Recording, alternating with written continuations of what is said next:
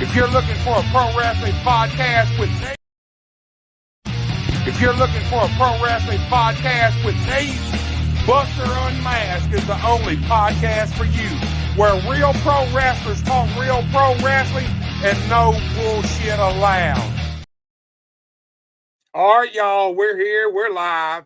You know you're watching Buster Unmasked, and look, as always, go catch us on YouTube, man, Facebook, X, Twitter, whatever you call it. And look, Genesis TV every single Thursday night, 10 p.m. Central Time.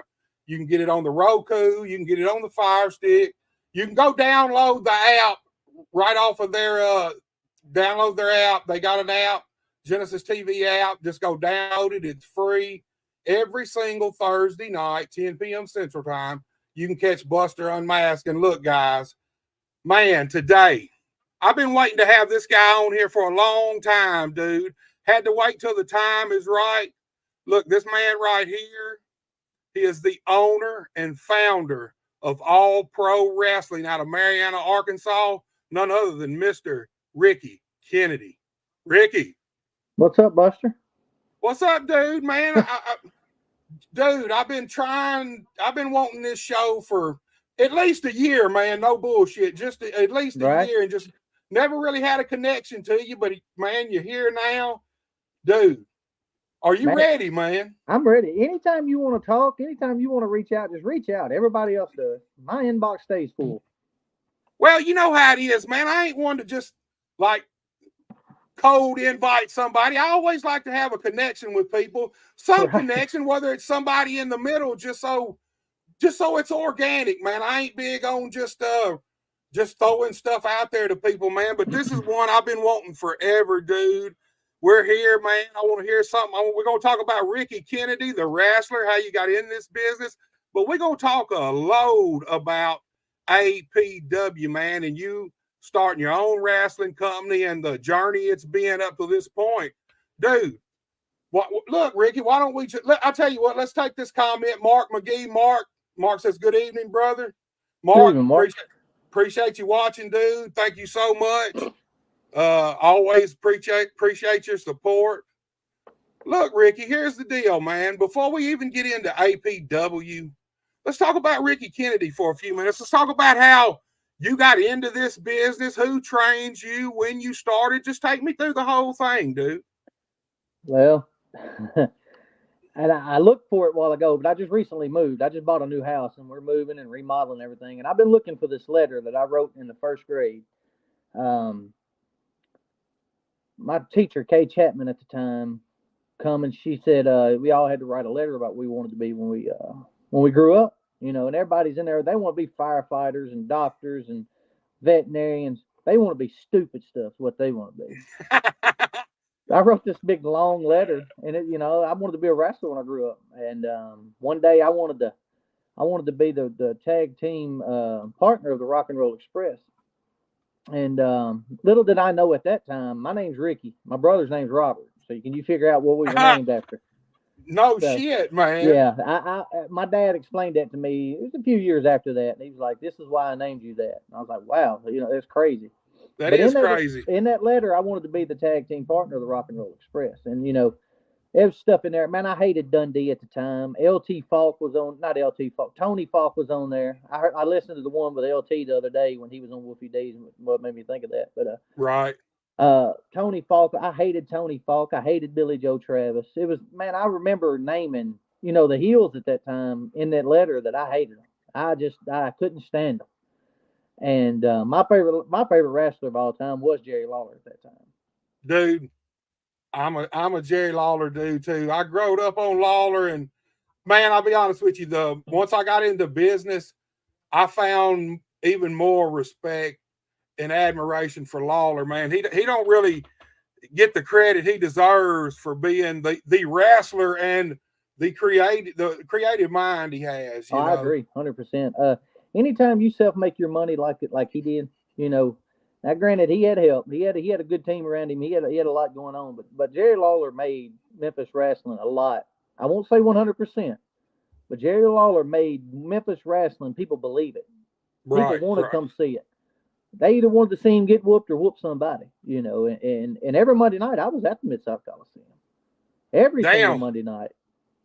So did you live in Memphis at the time or something, Nope. or did y'all just go every Monday? I drove so there's this girl here that's local. Her name was Felicia. And her parents owned this little store. And on Mondays they would go buy the stock over in Memphis for their stores. Well, she loved wrestling as much as I did. So one day she called me. She's like, "Hey, we go to Memphis every Monday night." And my mom and dad dropped me off at wrestling, and they go buy the groceries for the store. And you know, I was wondering if you wanted to start going with me. That way, I had somebody to go with. And I was like, "Hell yeah, I want to go." You know. So every week we saved our $14. Yeah, that's what it took us to get ringside seats there at the Coliseum. $14. It was 12 or 14, but normally it was $14. I guess because of the service charge or something, maybe at the ticket gate. But Right. anyway, man, I went probably all of the 90s that until it, you know, shut down. What, 97, I think, was the last year that they had a show at the Coliseum, something like that. Late 80s Yeah. and all the 90s. And I was there every Monday night. I was there. That's crazy, dude, man. As a kid, of course, you know, you're from Mariana. I'm from Helena. We're about 16, 17 miles away from each other. But as a kid, man, really, I only got to go to the Coliseum one time as a little kid. Sam, my brother, and his wife at the time took me and her brother.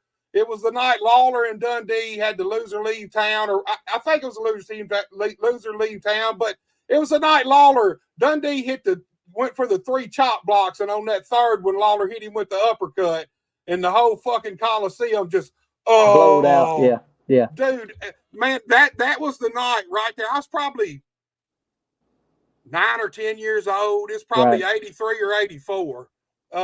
And dude, that was the night right there, man. I'd never seen in my life every single person in some place have the exact same emotion at the exact same time from anything, dude. And I think that's what hooked me that night right there. Was it for me, dude. I mean, just stuff like that. What hooked me is when I was young, and I was in my living room floor watching wrestling every Saturday morning on TV. I remember one morning, Downtown Bruno come out, and this was some years ago. And the first line that ever got me was when he said, "Mama says it bees that way sometimes." That right there opened my eyes up. I'm like, man, you can say whatever you want in wrestling. Like you can say whatever you want. And then I realized who Dundee and Lawler and all them guys were, and I was stuck to it, you know. And as a kid growing up, dude, I used to whoop my brother in the living room. We used to have wrestling matches on the playground at school. Man, I had 5 or 6 buddies at school, and we had wrestling matches at recess, and would get in trouble almost every time. But we didn't care, dude. We loved wrestling, and we wanted to do it. Right, man. Look, I was playing Pee Wee football, and they started out of nowhere. They started making us practice on Saturdays. Yeah.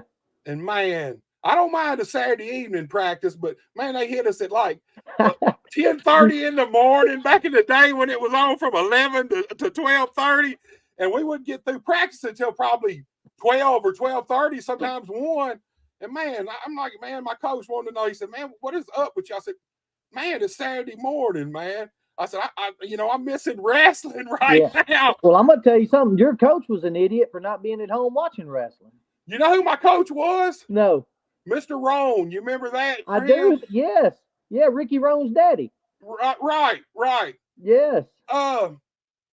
Ricky's the little brother. Who's the older brother? Man, the only one I know is Brian. Brian Roan. Yeah, I don't know Brian. Me and Brian grew up together. We was the same age, but his daddy was my Pee Wee football coach. And man, they broke my heart, man. I almost quit. I almost quit Pee Wee football just because of that, dude. I might chop Ricky next time I see him just for his daddy doing that to you. There you go, man. Take care of that for me. Look, Mark's back, and he said, I can remember watching wrestling as early as 1983. My first live was 1985. I've been hooked ever since. I think we're all, because I'm like you, Ricky, dude. Look, when I was 4 and 5, I had this big giant panda bear. It was a stuffed panda bear, but it was bigger than me. Dude, Saturday morning when wrestling was on, I beat the shit out of that panda bear. I did everything I seen on TV to that panda bear, man. Right. I think we're all. I think a lot of us are just like that, man. We get hooked as kids, and man, You don't. once it gets that fish hook in you, I don't think it ever lets it loose, dude. I couldn't tell you how many times I've punched my brother just as stiff as it could be because I never understood anything. And then as I got older, man, he started fighting back, and then I had to realize, all right, he hates this stuff. Now, he hates wrestling to this day because of me loving wrestling and whooping him throughout the years. It's just the price you pay as a brother, man. Absolutely. If you got a wrestling fan who's a brother, you're gonna get your ass kicked sometimes, man. Absolutely. Tommy Too Good, man. He said, boss man, Buster Kennedy. Dude, Buster, man, look. I don't want to go there now because I still want to get to your who trains you and all that. Yeah. But I got to hear this Buster story from the horse's mouth, man. I've heard a couple of little versions, but I need to hear it from you when we get the time, dude. We'll talk about that. That'll come after, like, I guess while I was training. Well, look, man, take us on. You kind of led us up as a kid, like just like most of us. You fell in love as a kid and never looked back. So what finally got you into the business, man? What was the deal where you finally decided, well, I'm going to quit thinking about this and actually go do it, man? Man, I was at work one day for my parents. In high school, I worked for my parents, and I cooked pizzas for the local pizza place, or Pizza Inn there in Mariana.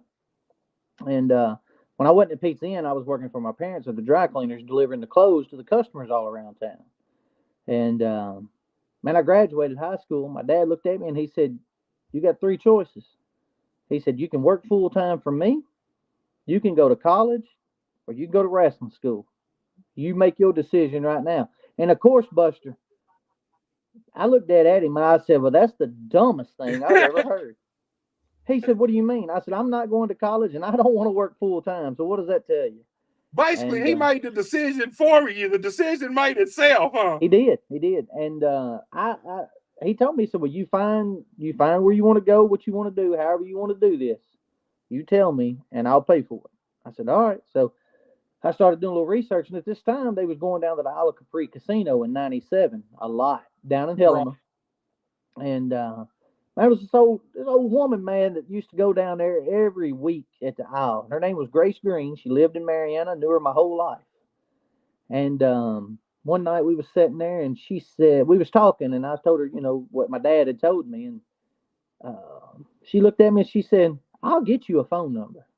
I was like, "Hey, you ain't gonna give me no phone number, old woman. You don't know what, you just crazy as all you are, And about an hour after that, I was in the casino walking around, me and some buddies, and she come walking up to me. She said, "Here's a phone number. Call this number tomorrow. They're gonna give you instructions on what to do." So I called the number. I was told to be at TV that Saturday morning in Memphis, and I said, "Okay." So I went, and I was sitting on the top shelf, top bench after TV. Derek King walks out, and Derek King says, "Are you the kid wanting to go to wrestling school?" I said, "Absolutely." He said, "Well, here's this phone number and this phone number. You be at my house at so and so time over in Bartlett." He lived in like Deer Trace Apartments or something of that nature. He'd probably kill me for telling all that. But anyway, man, I drove to Memphis from Mariana. I picked him, some roommate he had at the time. I don't remember the guy's name. Tall, lanky, white kid. And ain't no telling. And there was another kid that we picked up on the interstate. And then there was another guy in the car with us. It was like four of us the first time I went. We get up there and we go in, and my dad, and I take that back, there was three of us and my dad went. So we got up there, and Dundee come outside the room, and we was talking. All of them went inside and started training. Talked to Dundee for about, 30 minutes. My dad paid him money. The next thing I know, a guy named Trey Keller. Do you remember Trey Keller? Yeah, man, I've worked Trey Keller a few times. Had a little altercation with him in I could see why, and I didn't understand it. At the Cheers bar during the KAW days, man. I got you.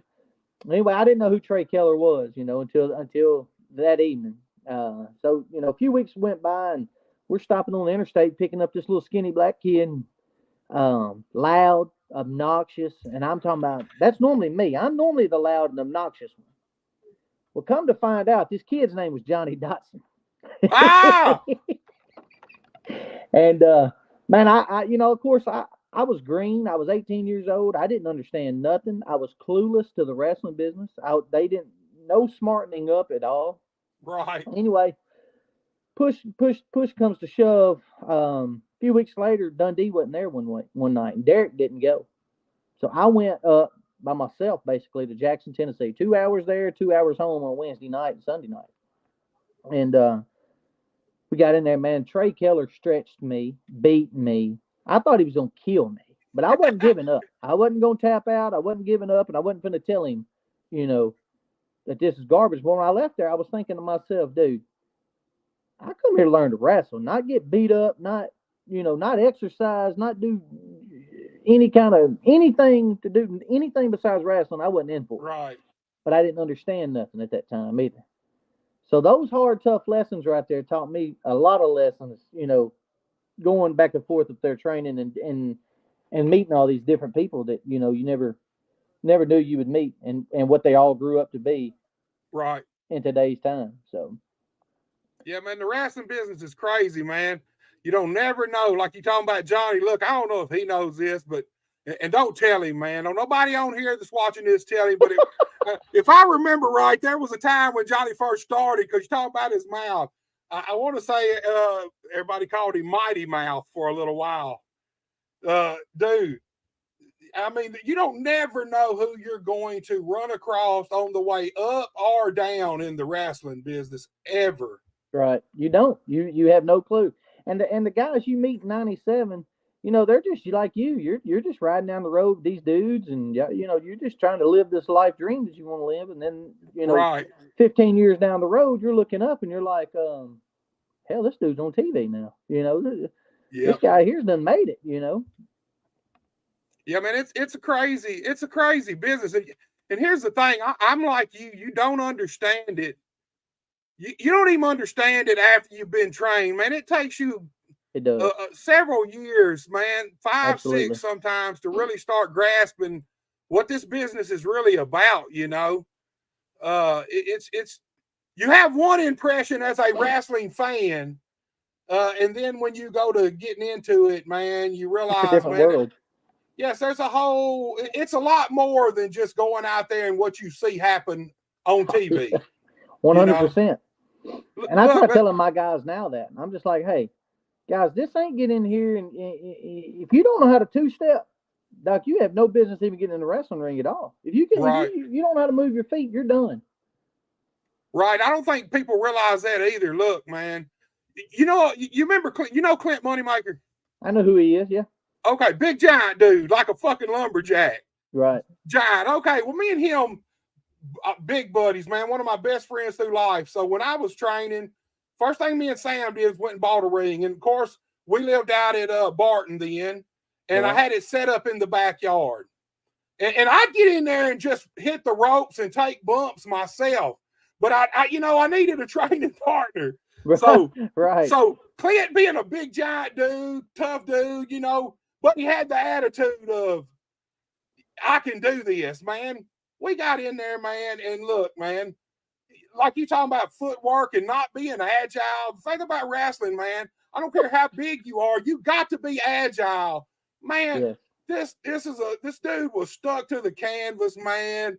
It was just rough, dude, man, big. And then when you realize you're going to start taking bumps, he realizes that, hold on, this ain't the same as it looks on TV, Absolutely, right. Dude, you never lied about that, man, being agile. Look, Mark come back, and let me redo this so I can read it. Mark come back, and he said, Rickey was the Stan Hansen between the Kennedy brothers. There you go, man.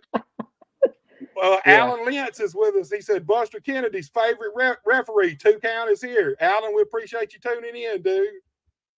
Man, 2 Count Lentz is one of the best referees around. Brian Rogers, what's up, man? Glad to see you watching, dude. This Thursday, coming up Thursday, Premier Pro Wrestling. Join us for the rundown of Friday's card. So, look, man, you hooked up with Derek. He hooked you up with Dundee. You went in there with Trey Keller, and he stretched you. So take us take us from. Well, here's the thing too. I don't think people understand either. I don't know how it is now, but back in the day, look, I ain't a proponent of hurting anybody whatsoever, but they did want to take you in the ring and see if you would quit, because that heart is the heart 100%. Maybe the 100% biggest asset that a pro wrestler needs to have is heart and toughness. And that's how they weed out the guys, dude. So take us from Trey Keller and you leaving there like, oh shit, I didn't plan on this. I came here to wrestle. Man. Right. Man, I went home that night. The next day I woke up. I had a big bruise on my hip. I had a bruise on my right shoulder blade. I even had bruises on my elbows. And I was getting up to go to work at my mom and dad's dry cleaners. And I got to work. My mom said, what's wrong with you? I said, well, this shit ain't what I thought it was. And I got through the day. I went home, took me an Epsom salt bath, man, and I was hurting pretty bad. When it was time to go back, I was in the car ready to go. And went back, and, the whole time I was going there, I learned two things in life. A quitter never wins, and a winner never quits. Right. That's just all it is to it. And I don't have no quit in me. I don't like losing. I don't like being able to nobody tell me nothing that I can't do. If you tell me I can't do it, I'm fixing to prove you wrong. I'm as competitive as anybody on that football field right now in the Super Bowl. If we're thumping marbles, dog, I'll cheat you to win. Dude, I used to cheat in Uno all the time. I used to wear cargo shorts, and I'd have me a couple extra cards in my pocket on my shorts. And if I got in a bind, needed that card, and my shorts would come out. That's just the way it was with me, And I didn't have no quit. I don't have no give up in me. There's times that I want to give up. I want to throw the towel in, and I want to just say screw it and quit, but it's not in me. I don't have no quitting bones in me. So I shacked up and went back every chance that door was open in Jackson, Tennessee, in the back of that Taekwondo studio, behind the Barn Hills, on the Casey Jones exit in Jackson, Tennessee. I don't think people realize how competitive. I'm the same way, dude. It don't matter what I'm doing. Doing podcasts, man. I'm competitive. I feel like I'm watching all the other podcasts, man, trying to keep up with what's going on and striving to be the best I can be, at least, man. And I don't think people realize how competitive the wrestling business really is. It is. Man, here's the thing. You hear guys talk about their spots, and I was always one of them guys that always felt like if I was in motion already and I had a spot and a young guy come in and his goal was to take my spot, I'm all for that. I'm like, come on, if you can take it, take it. That's just that's just the way I look at it. You know what I mean? I feel like, come on, if you think you can do what I do and take my position, then let's compete for it. You may not get in the ring and fight each other, but you compete in who has the best matches, who does this best. I mean, you're still competing, I've got two of them just like that right now. Austin Rathchild and Tommy Too Good. Them two are the biggest competitors amongst each other that I have. And, dude, I love seeing it because one says you can't do this, the other says, hold my beer and watch this. I bet I do it, And that's the thing. Tommy Too Good has zero give up in him. Tommy Too Good is the hardest working wrestler out there. I don't mean just in the ring. I'm talking about from the time he wakes up, all of his responsibilities as a grown man, all his responsibilities is him training and becoming a professional wrestler. All the responsibilities of him being a dad, a husband, a working man, a supervisor at his job, everything. That man works 3 jobs. He's got like 800 kids. And that dude never gives up. He never ceases. He never bogs down, and the dude just powers through it. I pulled up tonight at the this afternoon at the building, and I looked in there, and he's got these dudes doing what I call the SIP workout, which is Buck Skinner. Buck loves to work out, like cardio and push-ups and Supermans and burpees and this stuff. He's got them all in there, and Too Good is a grinder. Like, you're not going to outwork him. Nobody's going to outwork him. Right. And look, here's the thing. If you're a quitter, period, just in life or whatever, you're not going to make it long in the wrestling business, man. No, the wrestling business is built on rejection, man. Mm-hmm. You got to have tough skin, and you got to be able to dust off, stand up, and go right back at it again, man. Yeah, because I'm not coming to the door to grab your hand and say, "Oh, come back in here," yada yada yada yada yada yada yada. Right, I'm the same way, dude. Look, Tommy Too Good. He says, "Ask Boss Man how many podcasts he has done lately. Your podcast just got a leak." There you go, man. That's what I'm striving for, man. I'm striving to be elite, dude. That's all it is, man. Well, look, man. So you get through training. Yeah. So take us into your very first match, period. Your very first match. I don't mean just tell me about the match. Take me through the nerves. Take me through everything leading up and out the curtain, man. Well, that Wednesday night we was in Jackson training. We was leaving. We was all getting in the car, and I remember this till the day I die. Alan Steele used to have this little old white Dodge Neon that he used to stuff himself down in and drive up down the interstate. And I was in my mom and dad's Cadillac, and I don't really remember who all was with me, but there was like 5 or 6 of us, and a couple rode with Alan, a couple rode with me, and was getting in the car, and Derek looked over and he's like, he looked at me and Johnny Dotson, and he was like, "Hey, we're going to Corinth, Mississippi Saturday night. Be at my house," or actually we was meeting at Alan's house on the way to Corinth, and he said, "You guys meet so-and-so time here and there, yada, yada, yada. We're going to go work a show." Man, I'd done been to a couple shows with them. It didn't work. So I get there, and they're like, "You didn't bring no gear?" I was like, "Man, I ain't got no gear. What you mean bring it?" And so, man, Derek hindered around there, and I found some pajama pants that somebody had in their bag. Derek had some motocross boots in his bag, heavy. Man, it felt like I was wearing boat anchors on my feet. Right. And so we go out to we get ready to get ready to go to the show, and we're sitting there. Man, I'm nervous. I ain't no lying. I was nervous as a dog trying to shit a peach seed.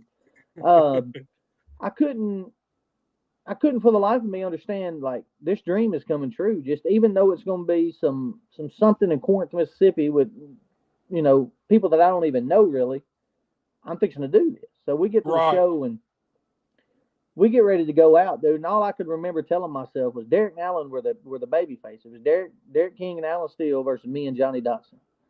And I just remember going out the curtain and just thinking to myself, man, just tell every fat woman in here about their teeth. And so I went out, dude, and I didn't say a word. I was as quiet as a church mouse. But I get to the ring, and a few minutes later, it sank into me like, okay, you can talk. Like you got to initiate with the crowd here. Right. And it went over pretty decent. I took the super kick, 1, 2, 3, and went onto the back, and that first match was history, and I'll never forget it. It was for Rodney Grimes in Corinth, Mississippi, at the American Legion building. If I'm not mistaken, that was the CWA association that he had Probably out there. So. And I remember the PO that night, $5. Dude, I didn't look for a PO. I wasn't asking for a PO. I wasn't there for the money. None of that. And I was given a $5 PO. Dude, I'm glad you said that. Look, the first PO me and Sam ever got, we got $5 together, man. I shit you not, dude. Dude handed us $5, and we're looking, and in your head you're thinking, TV, wrestling, man, I should be making some money, man. You get that first $5 payoff, and then we got to split that shit when we leave, man. But look, here's the thing. You're talking about it, your first match being in Corinth. Man, once you break that curtain, it might as well be at Madison Square Garden. Absolutely. You do not care. And especially when your first match, man, dude, I was so nervous my first match. And here's the thing. I was worried about stupid shit like tripping going to the ring or going through the ring and my foot catching and just tripping looking like a dumbass when hell, now if I was to fall, I'd just make it part of the show, man. Right. Right. But nerves, dude, nerves. I agree. Man. But like I said, once you break that curtain, I don't care if there's 5 people out there. That you might as well be in front of 5,000 because that's what it feels like to you. Well, see, and I talk, dude. I don't meet a stranger. I talk to people. I have no clue who they are. If I see you having a bad day, I'm gonna try my dangest to make you smile. I'll do anything. But dude, when I walked through that curtain, it was like I forgot how to talk. I forgot how to initiate with anybody. I forgot how to give anybody help. And my girlfriend was there, and she filmed it at the time. And I've got that match somewhere on one of them little bitty small VHS tapes, but I got to find a VHS tape that it goes down into the adapter, and then I got to find a VCR to make it all work. But I've got film of me training, matches that I had early on, and stuff on like 2 of those little discs or 2 of those little tapes. And as soon as I find them and get them there, I'm gonna let everybody see exactly what I went through when I was training. Dude, I don't have the adapter for the little tape to go in the big tape to fit in the VCR, but I got to set up. I'm set up for all that. You get the adapter and you get the stuff for me, and I can get it over to digital for you. Sounds good. That's what I need right there. Dude, man, when I was filming shows, man, like all my old shows and stuff are on VHS tapes. Right. A few on DVDs at the end, but all VHS tapes. I had to figure out how to transfer all that shit into digital, man. But I got the whole setup, man. I mean, it's right here beside me. I could run VHS tapes. I could run DVDs, transfer them all to digital, man. Right. You get the adapter, man, and we'll hook up and you get it to me, and I'll get it off. Get it onto a. I have to do that. A flash drive or something for you. I have to find all that when we get through unpacking all this stuff. Hell, we ought to do a show. We ought to, all of us, several of us, get several guys together and find their first matches and bring them on and actually watch them together, man. Dude, man. Well, I'll tell you what, my first real match wasn't too bad. Actually, my first real match was with Chris Rocker and Big Red. Right. And I was tagging with a guy named, I can't even think of his name. He was the equalizer at that time. Rick Robinson, old guy, old veteran, really, really cool dude, man. But out of that first match, I didn't have much of fed in for some drop kicks and stuff. But I was so glad when it was over, dude. I was so nervous, man. So nervous, dude. Look, my first match went just as smooth as silk because Derek King and Alan Steele are good. Right, man. You had people in there that could lead you along, which Red and Chris, but we were all young. Hell, Rocker wasn't but about that big around at this time, man. Right. I mean, I really. wasn't that big around. I think I made weigh 130 pounds. Hey, Big Red was tall and skinny at this time, so that tells you how long. I mean, this is back in probably 1993. Yeah. Well, this was like 1990. I want to say early 98 is when this was. You had some good company in the ring, man. I did. To carry you to a good match, man. You can't beat Derek. You can't beat Alan. Now, Johnny was just like you. He was just starting at that time, wasn't he? Yeah, he was. He was skinny. He was as skinny as me. And it's me and Little Dotson in there against these 2 guys. And I mean, they just made it effortless. It was seamless. Like they'd been doing it for 40 years and they hadn't been doing it long themselves, Right. Hey, that's one thing about being in the ring with Jerry Lawler. Man, he's the most calm, collected dude that I've ever been in the ring with. If you're nervous, if you get in there with Lawler, all you got to do is listen. Absolutely. Man, and it's like second nature to him. You can tell he's just, I don't even know that he's thinking about anything. Right. He's just doing it, And I'm like, and it immediately calmed me down. His calmness calmed me down, Absolutely. Yeah. And there's a difference in getting in the ring with some guys who can carry you along to a good match than there is two new guys going in there like 2 damn bulls. Because don't neither one of you know what the hell to do. No. You might can do the moves, but you don't really know what it's about, man. Right. It's rough. So you got through your first match now. How many years did you wrestle before you decided you was going to open APW? Man, I'm going to be honest with you. I'll tell you the story here. I traveled a lot with Derek. I rode a lot of towns with Derek.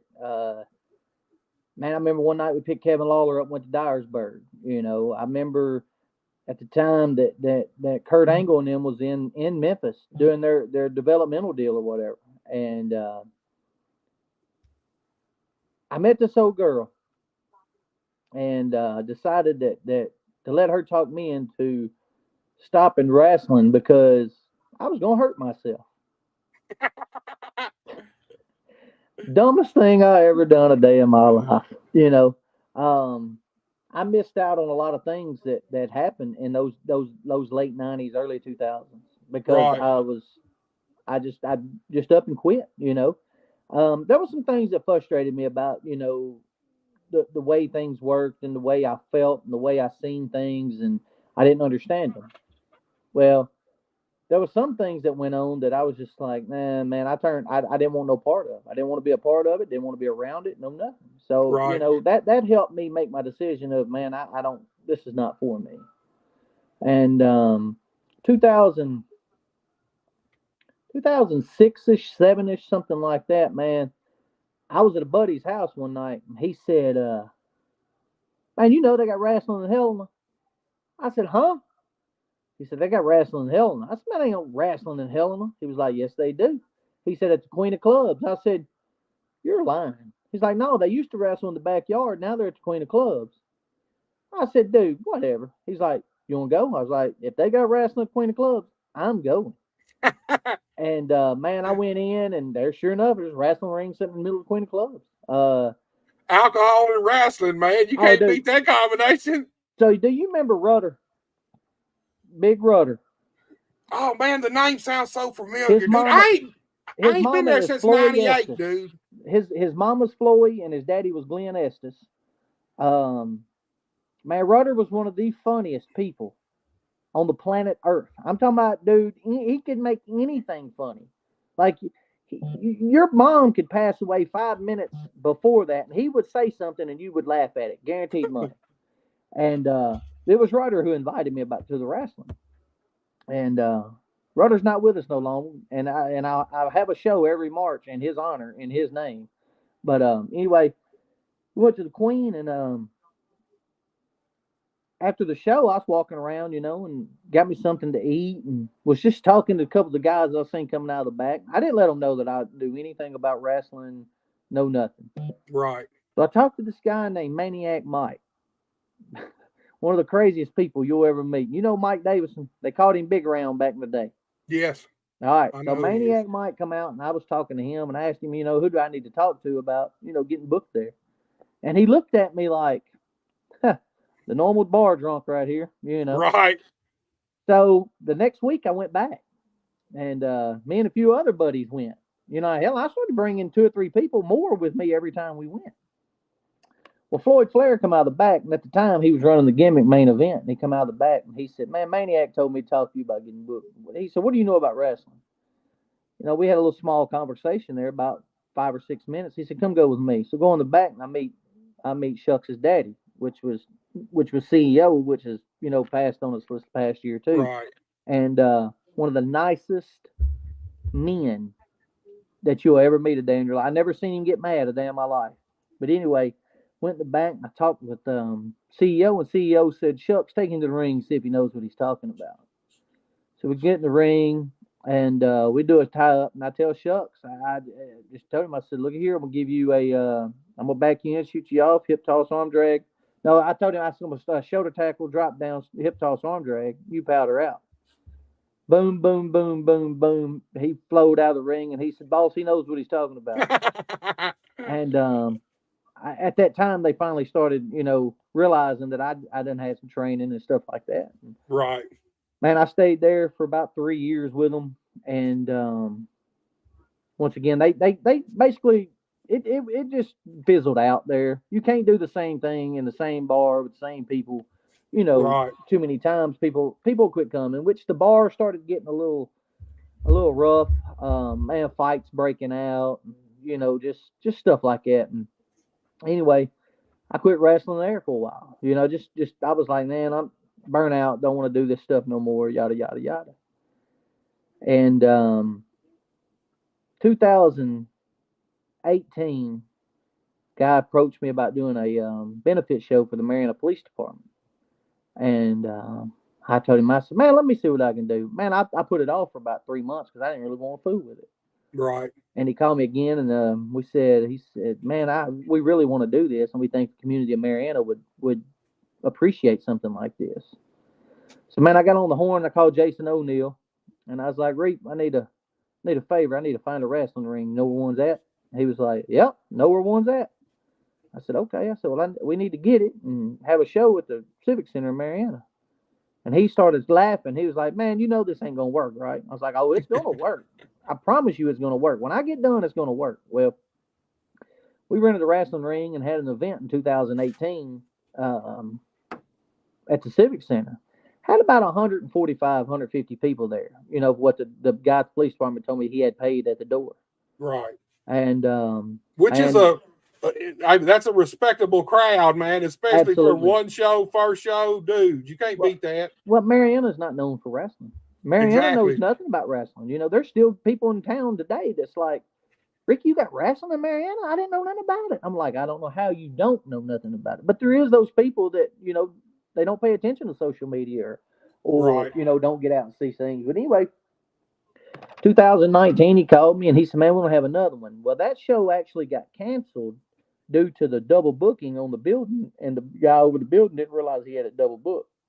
So in 19, it didn't happen. And 20 is when COVID hit. No, am I right or wrong? Yeah, no, it happened in 19. 20 is when they didn't have nothing in 20 because COVID hit and shut the building down. That's what it was. And so in 2019, that's when my friend Smitty come around. Me and Smitty played softball together for a lot of years. That's how me and Smitty met, was in softball. And I'll tell you the story how we met. But anyway, we was in Truman, Arkansas one day, and I knew who Smitty was because he played a couple classes higher than me at the time. And I was walking around the side of the building, you know, and I knew these guys' face, but I didn't really know them, and I was new to the softball world. Right. And I wasn't new to the softball world, but this is how I met Smitty back in the early 2000s. And I heard these guys talking about wrestling, and I heard the name Bill Dundee come out of their mouth. Man, I stuck my ear around. I was listening, so I made myself up into the middle of the crowd. I'm like, "What y'all talking about? Some wrestling?" And about that time, Smitty said, "What you know about some wrestling?" I said, "No, what you know about some wrestling?" And man, we started talking about wrestling, and you know, when we was there to play softball, we wasn't studying softball. We was talking about wrestling. And man, we talked about 30 minutes, and we went on our own ways. He went to play his game on his field, and I went to play mine. And a couple weekends later, we was in Sherwood, Arkansas, and I ran right dead into Smitty, and I was like, "What's going on, man? You been watching any wrestling?" And you know, that's how that bond right there between me and him started. Y'all became instant brothers, wrestling brothers. Absolutely, dude. We wouldn't even care about the game. Like, we just sit there and talk about wrestling. Well, anyway, me and him got together one night, and he was like, "Dude, they got wrestling in Memphis." No, yeah, it was Memphis. They got wrestling in Memphis. NXT came to the not New Daisy, Minglewood Hall. And he was like, "Dude, I got free tickets to that show. Do you want to go?" I was like, "Hell yeah." So I met him there, dude. And that's when it started with me and him going to wrestling shows nonstop. Well, anyway, fast forward to 2019, I called Smitty. I said, "Dude, I know you've been wanting to do this for a long, long time. So we're going to have a benefit show for the police department again. I want you to be a part of it. I want you to come be the referee." Because he had like 3 neck surgeries. Right. And he was like, "I'm in." I said, do you want part of it? He was like, "That's a stupid ass question." "Yeah, I want in." And he was telling me a little bit about him refereeing for Burt Prentice a little bit here and there back in Jonesboro years and years before that, but was told he'd never be a wrestler because he was too little. And anyway, I called Smitty, man, and me and him was talking, and I said, "I got an idea." And I pitched him the idea. He said, "I got a better idea." I said, "Okay." So he pitched it back to me, and we combined both ideas.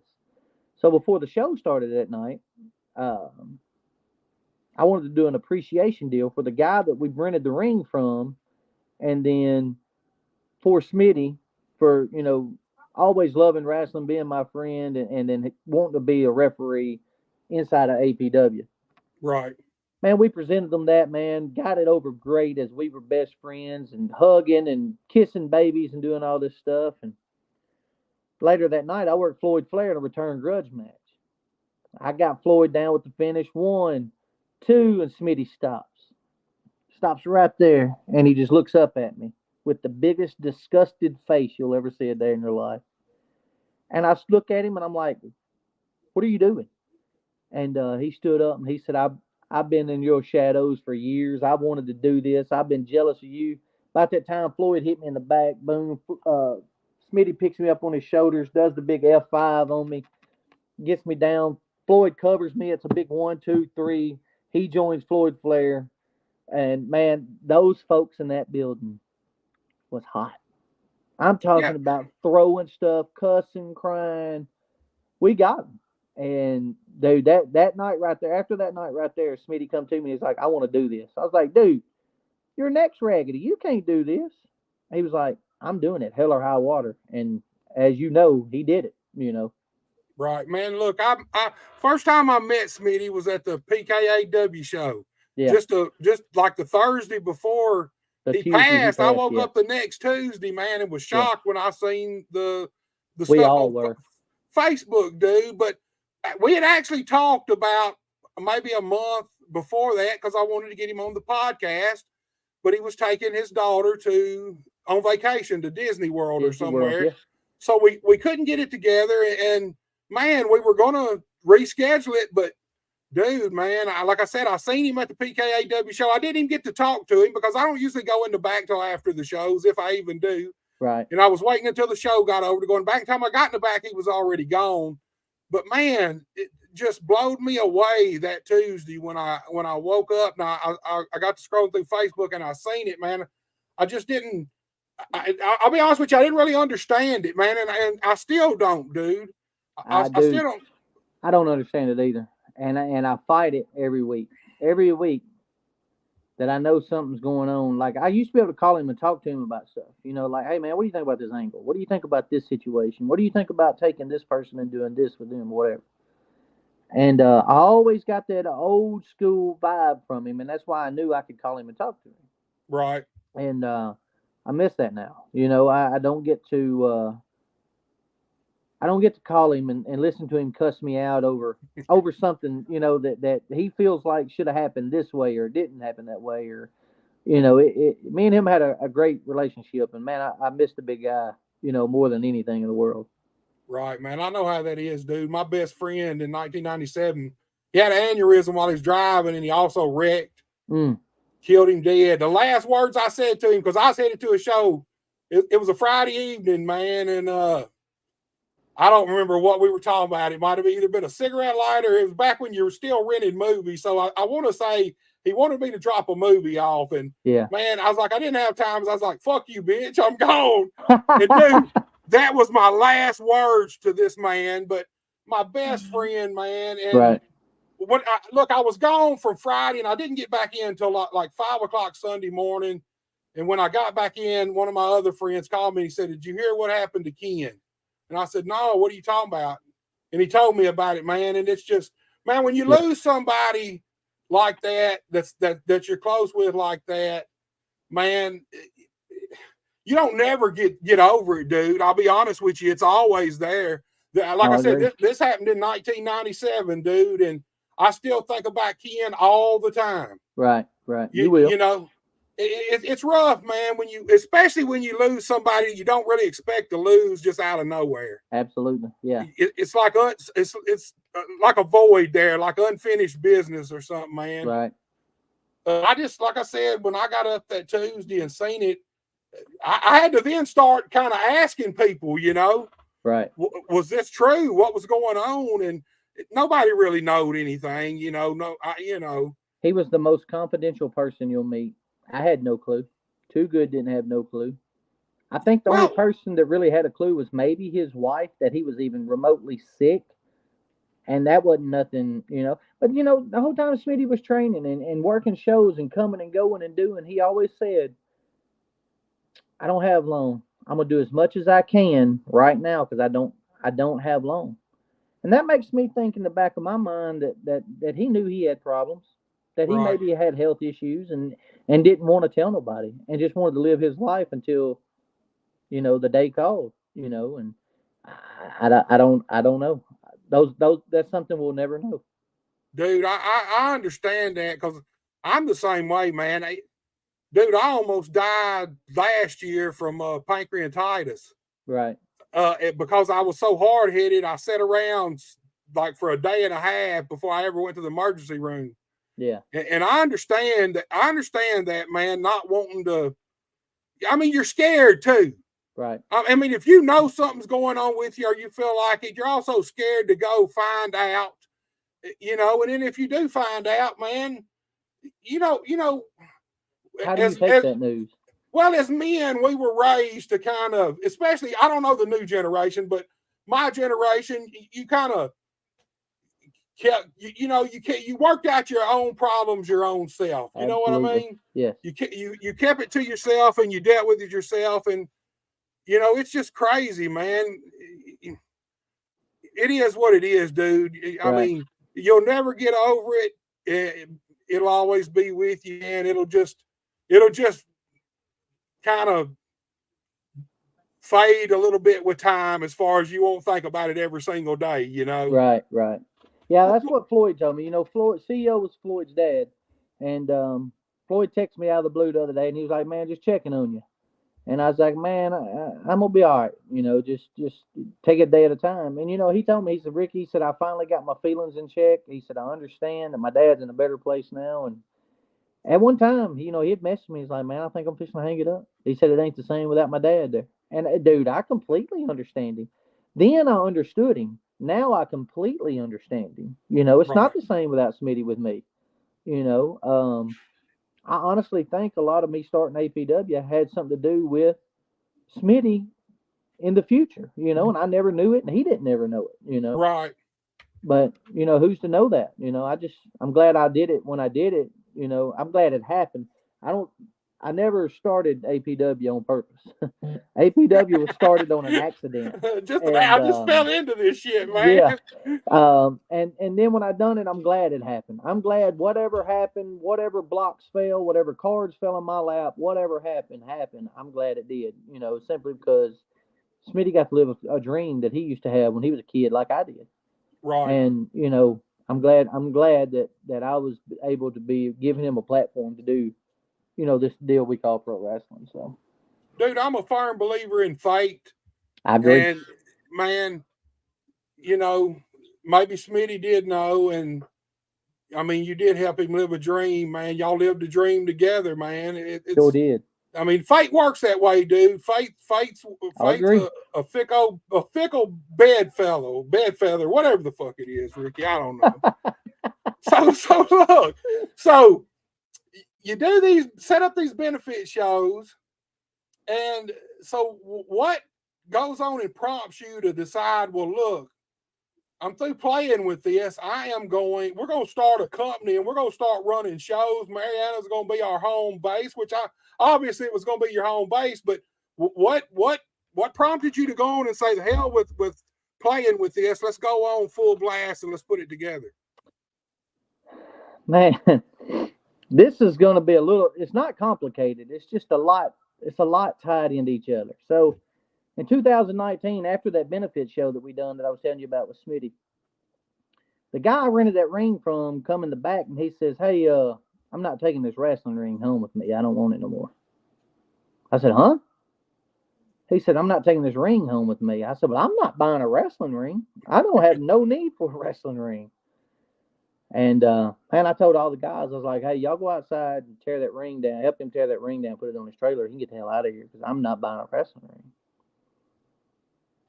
One of the guys come in the back, and I believe it was Tommy Too Good, because I'd called him at the last minute to come work that show because one of the other guys no-showed me. And Good come back here and he said, Ricky, he's gone. I said, huh? He's gone. His truck's unhooked from the trailer in the back, and he's nowhere to be found. Well, a few minutes later, I was sitting out there thinking, what am I going to do with a wrestling ring? Like, why? Where's it going to go?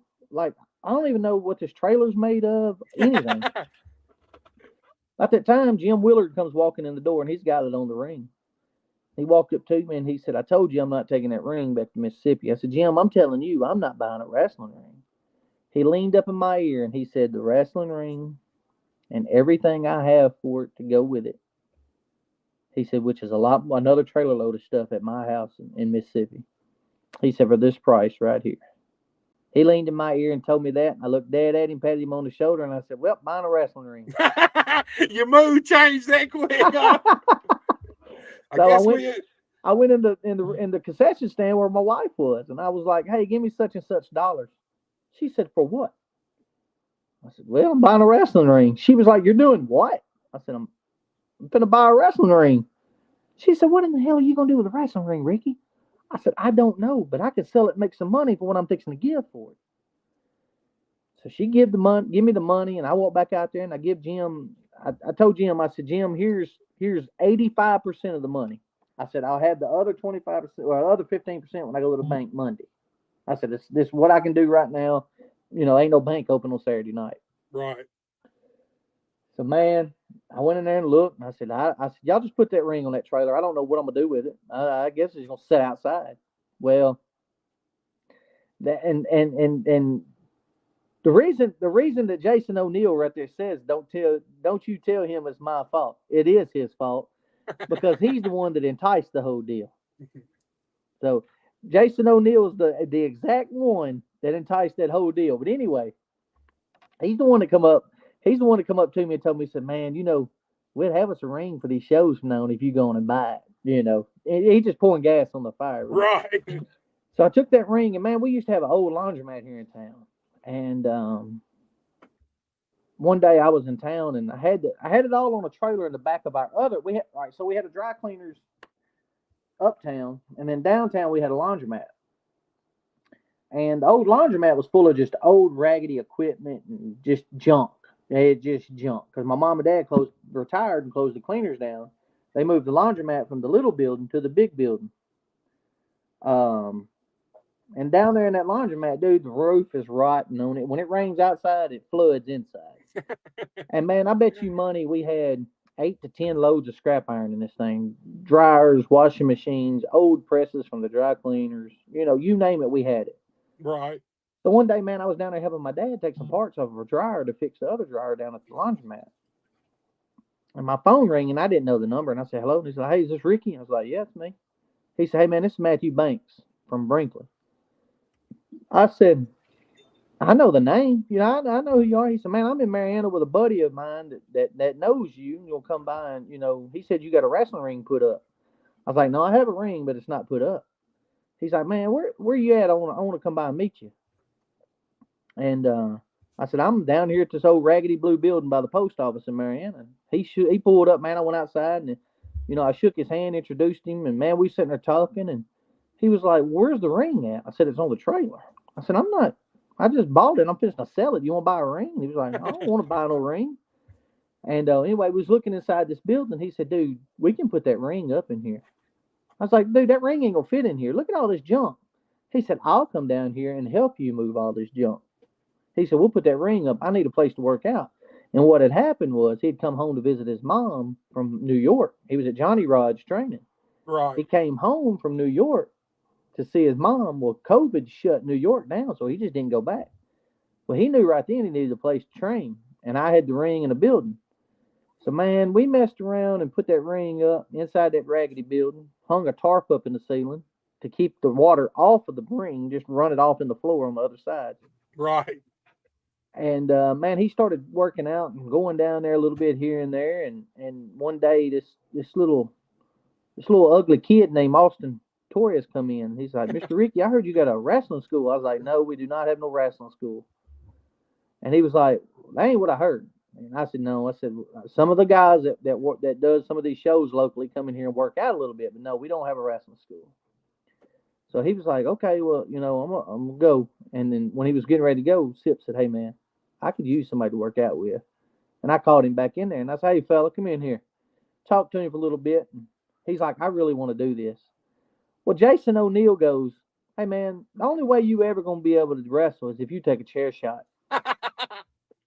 Austin was like, okay. Got down on all fours, took the chair shot, and I went, wow, this kid is dumb right here. Like, there's no way, nobody can hit me with a chair. And, man, since that day right there, we've had over 15 people come in and start training at APW in that little raggedy building. And till today, right now, we try to run one every month, once a month, not in the summertime because we don't have an air conditioner. Right. And we try to run a show every month, and we have been running since 2020. August of 2020 was our first show.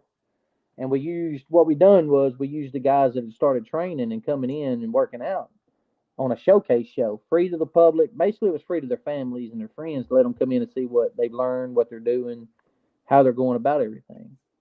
And man, Buster, I'm gonna say this now. You couldn't put another person in that building. I bet you money there was 125 people in that little bitty old building I got. And I was like, wow. So, and I call Matthew, which is Buck Skinner. I call him Sip, and not a lot of people's gonna get away with that. But anyway, um, Sip come to me and he said, "Dude, this is special." Like, what do you mean? He's like, "Never in my life would I dream Marion, Arkansas would have this many people at a wrestling show." I said, "Man, it's just free." You know what I mean? I said, "People see free and they come." He was like, "No, you do this in New York and you don't have this many people at a free show." He's like, "I'm just telling you that this is something special." Anyway, we ran a few shows here and there, and to this day, Buster, I've never lost money on a wrestling show. I've never had a crowd but one time under 100 people, and that was 93 that paid me. And I don't go off family and friends that come. I go off what I'm paid at the door. Right. That's what I base my crowd on. And I that's don't what want it to should be. I don't want to look up and be able to say, "Man, we had 135 people in the building."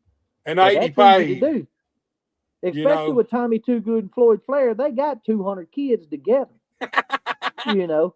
But Tommy goes in dead every time he wrestles, don't he? absolutely, yes, yes. Um, but yeah, dude, it's a testament that if you do it the right way, if you put the work in and do the work, man. And I'm gonna be honest with you, Buck's taught me some stuff, and I know I've taught Buck some stuff, and man, I've learned stuff from people that come in, Ahmad Elka's way. It's one of Buck's buddies from up in New York that trained with him at Johnny's. Ahmed is a awesome talent, dude. Ahmed come in and showed me a front leg roll, and I was fascinated. Like, we've had Fred Rosser in, and people's like, "Man, you just trying to book names to draw." No, I didn't book Fred Rosser to come in and wrestle. He did wrestle on the show. I booked Fred Rosser to come in and give my guys the same perspective of basically what we teach them every day. Right. After that seminar with Fred, and kudos to Buck for that. Buck helped that in a lot of ways, to get Fred here. But after it was over with, a bunch of the guys come to me and he was like, "Dude, everything that you and Buck show us and tell us is exactly what Fred said." I said, "Man, I'm telling y'all, this is the way it operates. It's not hard. People make it hard, you Right. know." And at APW, ever since we started there, I've got a motto, and I'll tell you in a heartbeat, I don't sugarcoat anything. If it looks like shit, we're gonna do it again. And I'll tell you to your face, that looked like absolute shit. Let's do it again. Do it Yeah, again. that's something that's really missing in the wrestling business is now everybody's worried about everybody else's feelings, man. Yeah. Didn't nobody used to worry about your feelings, man. They I don't. told you exactly what you needed to hear, man. Right. I don't. You I don't know? sugarcoat anything. There's a lot of times I don't say. I had a guy come to me about 3-4 months ago after the show, and he said, "What'd you think?" And I said, "I think if you keep working hard, you're gonna get there." Now I didn't mean that as in, man, I think it was great, yada yada yada. Right. It was absolute shit. But I wasn't gonna tell him that and tear his feelings down. You know what I Right. mean? But I did offer and lend a hand out. And Buster, this is what irritates me the most about this today. I have offered and extended a welcoming hand to people at no charge, no charge at all, for them to come there and get better on the small things. I Right. don't care about a superplex. I don't care about a 450 off the top. I don't care that you can do 5 cartwheels and then a big back elbow in the corner. That does not impress me. I want to see some technique. I want to see your footwork. I want to see a little bit of safety. I want to absolutely see you move in a wrestling ring like an athlete. You don't Exactly, have to man. be an athlete to move like an athlete. You know, I want to see the fundamentals. I want to see good, solid basics. And then Absolutely. everything else, man, once you got the basics and they're solid, then you can go practice and try all this stuff you want to Absolutely. try. But I mean, it's kind of like building a house. The basics in a wrestling, being trained in wrestling, the basics are the foundation. Once you have them, then you can build the house on top of it. But you can't build a house that's gonna last if you ain't got a solid foundation. Absolutely. And that's what we strive on. I talked to Buck today for about 15, 20 minutes on the telephone. And the first thing he told me was, they had to sweep and mop the dojo the other day out in LA at the New Japan dojo. They had to sweep and mop it. Could you imagine what these kids today would be like if you handed them a broom, told them to sweep the ring out? Dude, they don't. Some of them don't even want to set up chairs. No. Let me catch one of mine not sweeping a ring out and see what happens. Right. I don't mean that to sound like a bully or like I'm just some bad, mama jumbo. There's a little bit of discipline in this. If you don't have any discipline, like you have no self respect, and Right. I beat that in these guys' heads that train under me. And you can ask Tommy too. He'll come to me and he'll ask me, he'll be like, what do you think about this? And I'll tell him, I'll say, this is what's going to happen. This is how this is going to happen. This is how this is going to end up. And you can ask him right now, Tommy Too Good, how many times has Rickey Kennedy been right on everything that he's ever asked me? And he'll tell you every time. Because the writing's on the wall. All you got to do, I've watched too many people come in and think that they can train 30 minutes for a show 6 times and they're a trained wrestler. No, you're not. No, you're not. You can tell me that you trained under this person, but if you're gonna apply a headlock and I'm gonna be able to drag you to the ground with it, then you don't know nothing. Right. It's and I had a guy come in one time out of Mississippi and he told me he said Rick, I really want to do this. And I told him, I said, well, here's this, and this on the financial part side of this. He said, man, I can't afford that. I said, well, you're not going to be a wrestler. He said, what do you mean? I said, do you think the light bill, water bill, and the gas bill here pays itself? He's Exactly. like, well, it's your building. I said, so you think that I'm fixing to give you what I learned and had to pay for free and me pay the bills here? No, no, pal. You got a rude awakening coming in life, and I've seen it all, just Right. some of the people that come through there and they're wanting this for free. And the other day I had a little talk in my group. A certain person wanted a certain person to help a certain person, and I won't say no name. But here's the thing: this girl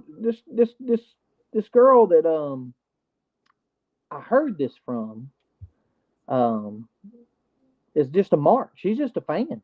Like she ain't even in the wrestling business. And she overheard this conversation, and I just sort of stepped on in our group, and I was like, hand them a card with my phone number on it. Tell them if anytime they want to learn how to be a professional wrestler, they come to APW and they can learn. And there's plenty of other places around too that they can learn. The steps and the basics to become a professional wrestler in a training facility. Right. I said, but if y'all are gonna go out and stamp your name on somebody else for what you've done paid for to learn for free to help somebody else, I said, that's what's wrong now. Because these people think you show them just one low arm drag or a raggedy hip toss and they think that they're a professional wrestler. I said, that's what's wrong with the business today. It's It is, polluted man. with that crap. It is, dude. It's I mean, I'll be honest with you. I think there's too many people being trained that shouldn't be being trained by the people they're being trained by if they're Absolutely. serious about being Absolutely. a professional wrestler. It's just as simple as that. I agree 100%. Um, about I'd say about 3 weeks ago, probably about a month ago, guy called me and he said, "Hey man, I want to come work out with y'all." I was like, "Man, you're more than welcome. Come on down. Work out, yada yada yada." He showed up. He done a little working out, done some training and everything. And I approached him and I said, "Hey man, I want you to come do a seminar for my guys. He said, what do you mean? I said, the catch style of wrestling you do, the old English shoot style of wrestling that this guy does. His name's William Blackwell. I don't know if you've ever heard of him. I see. I hadn't until I seen y'all's flyers with him on it and stuff. Let me tell you something. That guy is flat knowledgeable. The dude's a great guy, good dude in and out of the ring, phenomenal worker.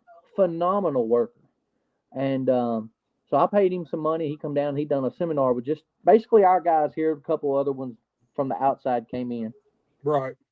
And he come to me and he said, I wanna say one thing. And I was like, what's that? And he's like, your guys are great. I said, what do you mean? He said, some of these guys have no clue what they're doing. And he said, all your guys, they're green. He said, but all your guys are fundamentally sound. They understand what I'm telling them, how to do it, this and that. And he's like, you have the best locker room around. He said, hands down, you have the best locker room around. And that's what I instill in my guys. Like, if you can't go out and be professional and represent APW, I don't need you. You know, but Blackwell assured me that, you know, he was like, dude, I enjoy this. You know, thank you for having me. Thank you for letting me teach your guys this. Because that shit he was doing, Buster, I ain't doing it. I'll get killed. I'll die. Right. And it's good for your guys to learn. It is. As many different styles as they possibly can. Work with as many different people as they possibly can. Absolutely. Too. Absolutely. You know, pro wrestling's all about timing too. 100%. You can't learn timing just by working with the same people. You No. got to get around and work with everybody so you can pretty well be able to time with anybody you work with eventually, man. And I'll tell you this, Ricky. Here's the thing about pro wrestling. If you got a wrestling company that's got a good leader, your wrestling company is going to be more successful. And I feel like that's the one thing. I feel like that's one of the reasons APW is successful as it is, because truth be told, there's not but a few indie promotions around our whole area from Missouri, Arkansas, Mississippi, Tennessee, that actually consistently draw people. APW being one of them. There's not many of them at all. There's some that hit and miss draw crowds, but very few consistently draw good crowds every single show and have professional shows. And I think that goes a long way with, I think you help create that with APW, man. Ain't nothing worse than not having a good solid leader in a wrestling dressing room. Well, you have to have somebody stand up to take the lead. You know what I mean? And if I've got somebody over to my right with some hee-haw jibber jabber, I don't want to hear it. I'm just going to tell them, hey, come on outside with me. I'm not going to play this shit. This is not how we operate. We got character. We got integrity. We got all of it. Now, if you don't feel like that's the way you need to act, there's no heat, but there's the road right there. I don't need you. You know what I mean? Look, I busted out laughing while you was talking because Tommy Too Good. He said, "Boss is telling facts, except the kids. I only have 5 and 2 are grown now." Man, you know what's bad about Too Good? He ain't got but one of them kids that look good, and that's the dog. Damn. There we go, man. And let me ask you this, Ricky. Camaraderie in a wrestling dressing room.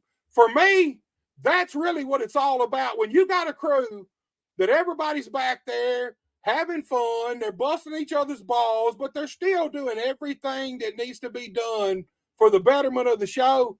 Man, a good crew that has a lot of camaraderie. Man, here's the thing. For me, pro wrestling is a lot of energy.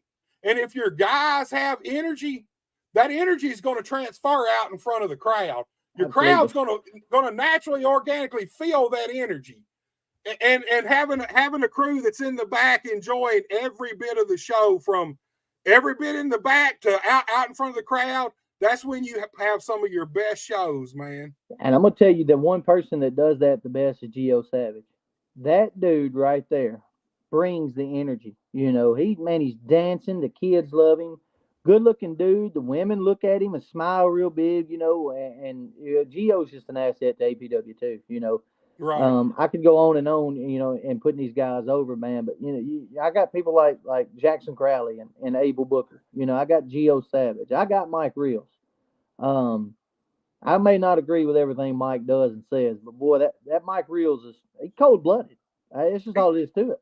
He's talented in the wrestling ring too, Absolutely. man. Absolutely. I don't think he's even remotely tapped into his potential yet. To be honest with you, Man, I don't. Mike is. Here's the thing, Ricky. A lot of times, I don't see wrestlers as what they are. I see them as what they could be. Absolutely, yeah. And Mike Rios, man, I feel like, man, he ain't even remotely tapped into what he could do, man. Mike Reels has zero cares. You can call him today and he'd be like, "Yeah, man, I just took off work and I'm going to a Pantera concert in Europe." I mean, it's no telling what he's going to tell you. Right. And man, when I first met Mike, I looked at him and I was thinking to myself, I judged him. I judged Mike Reels to a T the first time I ever seen him, and I was thinking, who is this punk right here? You know. And now that I've done got to know Mike Reels, and man, it's dude, I love Mike. Mike's the man. You know. I'm gonna slap him the next time I see him, but Mike's the man. You know. I just I feel like that what we've built here at APW is don't get me wrong, we're green. You know, we got some guys that are still green, but a lot of these guys are a lot farther along than most folks are at 2 or 3 years. You know, right? Fundamentally sound. Austin Ratchild is one of the most fundamentally sound guys out there. Smitty, man, Smitty knew pro wrestling because he grew up the Freebirds, the Von Erichs, the Rock and Roll, the Midnights. You know, he grew up on all that stuff, same way I did. Right. Smitty had one of the ugliest punches and the ugliest kicks in the business. And, dude, I give him hell about it every day. But Smitty knew how to take a roll in case he ever got in a position that he had to roll out of it. Right. Smitty knew how to bump. Whether he did or not, Smitty knew how to bump. Smitty had a decent bump on him to be at 3 broken necks, you know. And, you know, that's what I tell them. I'm like, guys, you got to learn in every situation of a wrestling match, you have to know where to go, how to get there, and what not to do and what to do. And it takes experience, man. It takes time. You have to work. Look, here's the thing. It goes back to having a good leader. Man, you know, a lot of us have to get in the business and you have to kind of tread your own way. Dude, everything I know about the wrestling business, I learned because I made a lot of those mistakes, most of them. You're going to make them. You're going to make them. Dude, I still do to this day. But it's good to have somebody like you in the locker room, though, that can help these guys, especially when you got guys who will listen to you. Absolutely. When you got guys who don't want to hear it and they'll just sit there, but you can tell they're not really hearing what you're saying. I know exactly what you mean, yeah. But when you got guys who will really listen to you and take to heart what you're saying and then put it into practice, man, it goes a long way. It helps these guys evolve a hell of a lot faster than learning on your own and making those mistakes, because sometimes a lot of mistakes, it takes you a while to come back from, you know what I mean? Absolutely they do. Yeah, you know, I've seen some guys do some things and I'm just like, whoa, man, you killed yourself right there. Like, you know, you can't do that kind of stuff. We train twice a week, you know, every Thursday and Sunday, Thursday nights and Sundays we train. And I've got a dedicated 8 or 9 of them that's there every Thursday, every Sunday. I got a couple of them that's lazy. And the ones that are lazy, they don't get no special treatment.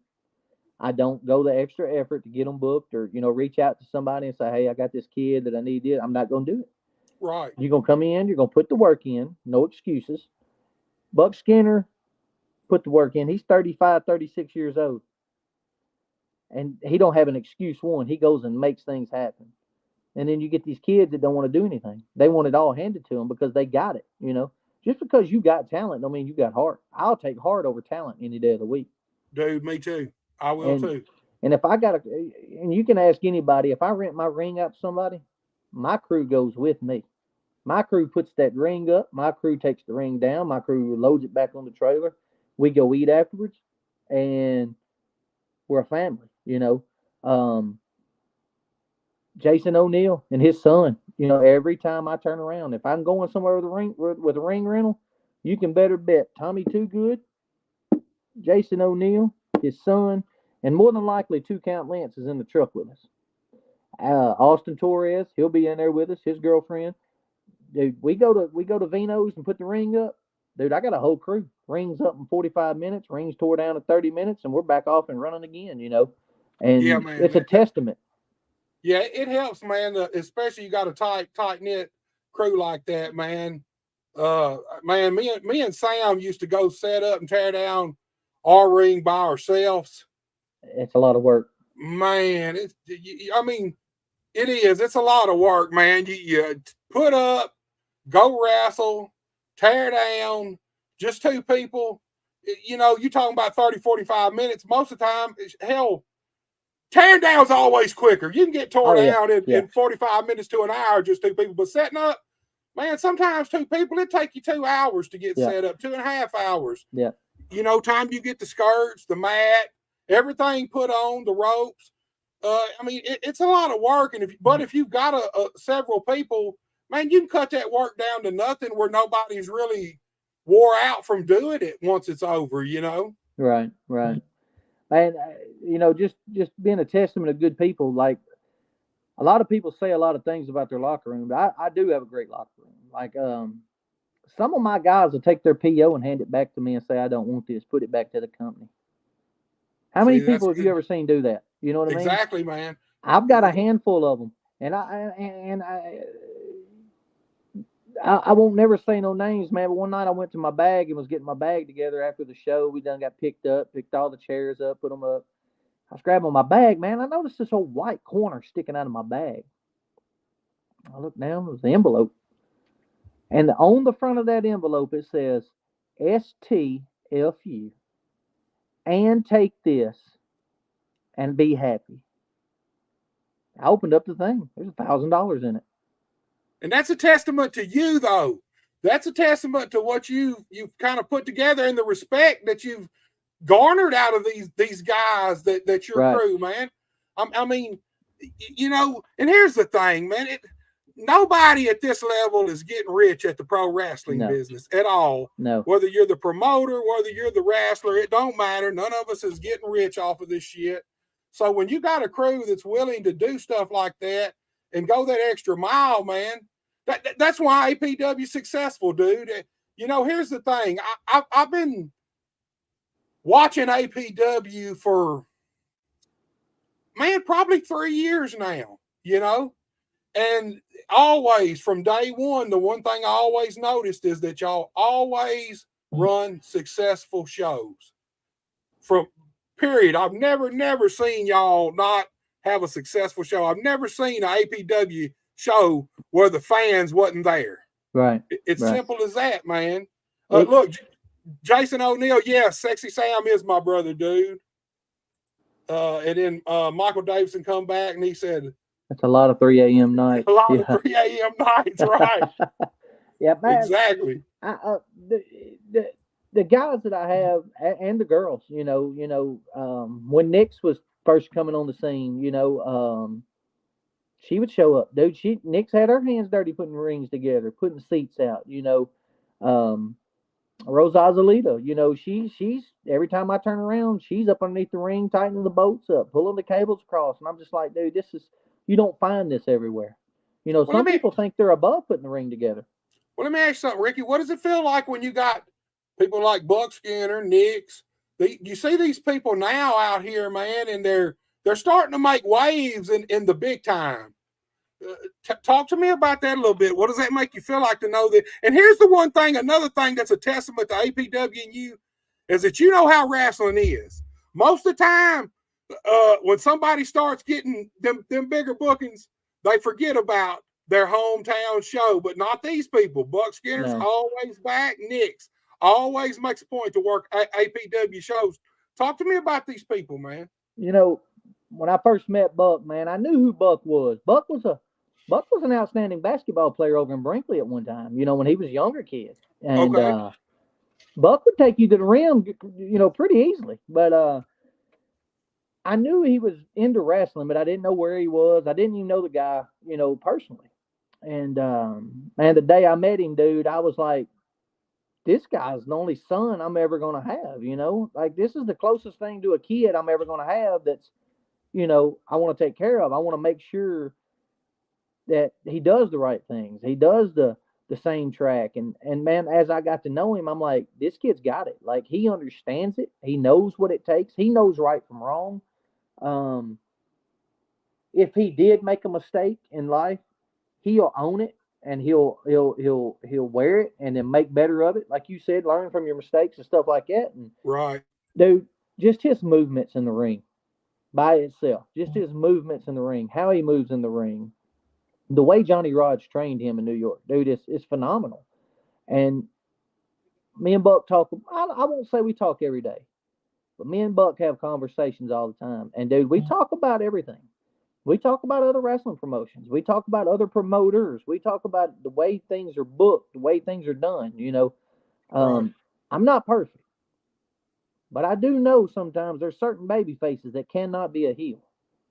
There's certain baby faces that smile real big everywhere they go. You ever seen a smiling heel besides a Yeah. cocky one? You know what I mean? Derek, look, when Derek first broke into business, Well, look, it didn't matter whether he was heel, baby face. Look, he'd be out there. You could be bleeding, and Derek could be wailing on you. Wouldn't matter. He'd have the just biggest smiling. grin Yeah, on his face. yeah, yeah. Look, he used to hit the dressing room and Moondog be like, "Man, all that shit was good, Derek, but you got to quit smiling, man." I mean, biggest smile on his face, but he Right. loved it, dude. He was in heaven, Right, man.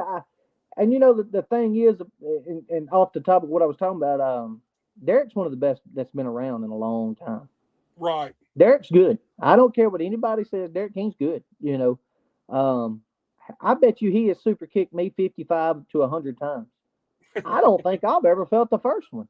Right. And that's just a testament of the way he was trained himself. The way the people he put himself around after he got done training, and he started working Exactly. matches and shows and stuff. Dude, he models his punch after Lawler, Right. just like I do. I don't brag on much, but that old right hand I got will light your ass up. And not a lot of people, seen it. Smitty used to love it. Smitty would be like, "Man, give me a big one, boom," and I'd light him up.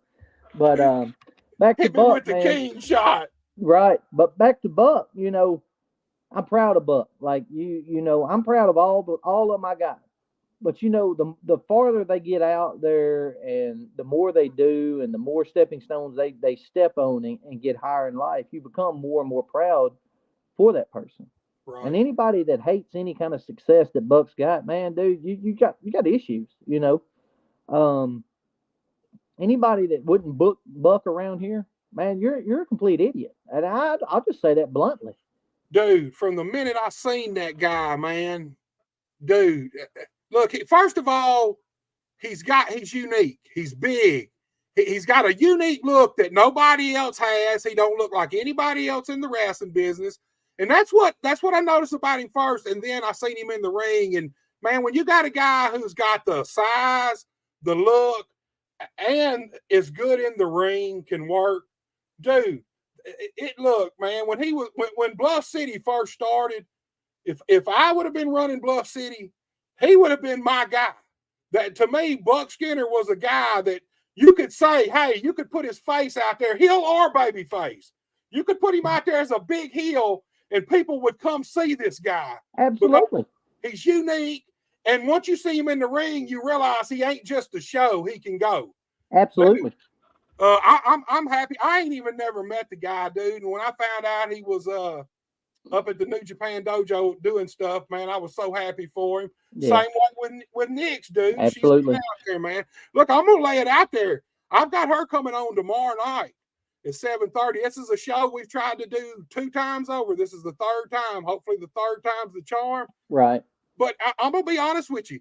There is a lot of good ladies around our area, but I don't think nobody can deny Nick's has to be at the top of the mountain right now. Man, so Geo Savage brought her name up one day, and I was just like, women, I'm not sure I'm ready to take on a woman yet. You know what I mean? Like inside APW. That's a different deal than you can't. In today's time and era, you sit back and there's things that you and the guys say that you can't say to women. You know what I mean? Even though it's not related to what the way people think it, but the people on the outside hear it and they automatically think, oh, nah, he's nasty, But when Gio come to me and I was like, man, just give her my phone number. So she called me, and we started talking. And she's like, my mom's a bodybuilder. I got a kickboxing background. I was a cheerleader. I'm sports and this and that, and yada yada yada. So I told her, I said, we're having a show Saturday night. I'd appreciate if you came, sit in at the show, watch, see what you think of it. You talk to me afterwards. Man, I never laid eyes on this girl. I had no clue who she was. Right. And she approached me after the show. It was one of our shows at the dojo. She approached me. She said, hey, I'm Nick's, yada, yada, yada. Nice to meet you. And first thing out of her mouth was, this crowd is wild. This is an awesome crowd. And I was like, well, they stay amped up. I was like, they're always cheering and they're up on their feet. And anyway, we got to talking, and man, the first thing I thought of to myself was like, where did this girl come from? Like, beautiful girl, kickboxing background, mom's a bodybuilder, she played sports. She has a great look, and Right. so she started coming to training. And the first few times that she came to training, just her doing a roll was phenomenal to me. And then when she started showing me this kickboxing stuff, and me and Buck started talking to her about, what intrigued her mind from the outside, and then she started telling us about the Knicks gimmick and, what she's seen that as and which way she wanted to go with it. And I was like, let's try it. And I started her out as a heel. And she was with the Unholy Alliance, which was Rooster and Reaper, which at first. And then, man, she kept coming out getting just pops and pops. I'm like, dude, I got to do something here. Dude, she's getting over. She ain't getting no heat. She's getting over. And dude, there was more and more men coming. And, and I knew that she's drawing. Right. So, man, I turned her baby face. And, dude, the pop she got the night I turned her baby face, it was deafening. And now when she comes out, dude, everybody in the building's on their feet. They're every one of them's giving her a huge reaction. And she can go. She can go. Yeah.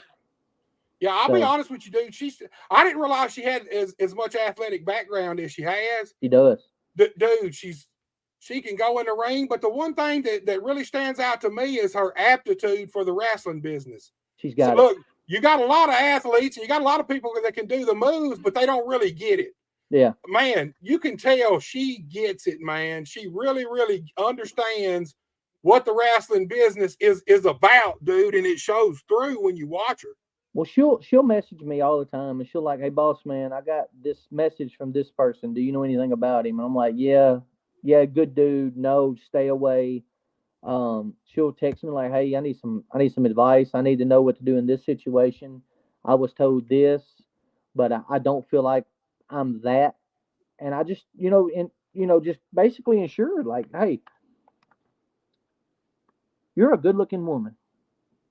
You can go in the ring. You have a very strong mindset for this business. You know what's going on. I said, you're still learning. You'll never quit learning ever. Right. I said, but if you want this, you've got to work at it. There cannot be any excuses. There can't be no laziness, no nothing. I said, you got to go get it. And that's exactly what she's done. Every piece of advice I've ever given her, as far as I know, she's ever taken it, and she's even called me and told me things of situations out and about that, people didn't know that me and her was, linked together. Right. And I get the word back to me. I hear the things that are being said, this and that. But you know what? After every time, Buster, I smile and I look and I'm like, yep. I remember we put 425 people in the Civic Center in Marietta one night. Dude. When's the last time somebody around here's had 425 people in the crowd? That's right. That wasn't at a bar. Especially in Marietta. Yeah. In Marietta, man. Yeah. Dude, I'm glad you said that about you hear stuff, man. Dude, I hear so much from so many different people. And I have people talk to me all the time, man. And sometimes I think, man, I could shut this whole fucking territory down if I just started talking. You know what I mean? But people's business is their business. It ain't Absolutely. my business. It ain't my business to put somebody else's business out on blast. If it ain't got nothing to do with me, I stay out of it no matter what I know about it, you know. Right. Dude, But dude, I get weekly phone calls, you know, and I'm talking, you know, I talk to a couple people every week, you know, and one of them, man, I respect him a ton. I respect him a lot. I don't agree with everything he says, but there's a lot of truth that's being spit from what he does say, you know. Um, there's also another guy that calls me and talks to me all the time, and man, I trust him 100% with everything I do. So if I tell right, him a booking idea I got, I know I'm not going to see it on his show in 2 weeks. You know what I mean? right. And um, those kind of guys, you fill out and you learn and you know who you can and can't trust in this business. And And it, that's a big thing in the wrestling business is absolutely learning who you can trust and you can't trust, and who you can say something to and you can't. right. That's a big thing in the wrestling business that I don't think people realize that it's important as it is. And you know, going back to Nick's, you're talking about, man, dude, she's a beautiful lady. Absolutely. But another thing that jumps out at me is, you know, as pretty as she is, her beauty does not overshadow her talent in the ring. Absolutely. It Man, goes hand in hand. they do. It's kind of like the scale balancing out, dude. To me, I'll be honest with you, I feel like she's kind of the total package, dude. She came from good people. Her parents are good people. You know what I mean? Like when I met her parents, I knew right then that she was raised right. She wasn't Right. raised like no hoodlum. You know what I mean? She was raised with some discipline, and it shows. You know, if you ain't no discipline when you're young, you have none when you grow up. You know, and you Right. as you get older. You know, and I just every day that I see that she's doing something new. You know, she added two pictures from a photo shoot she done a few weeks ago.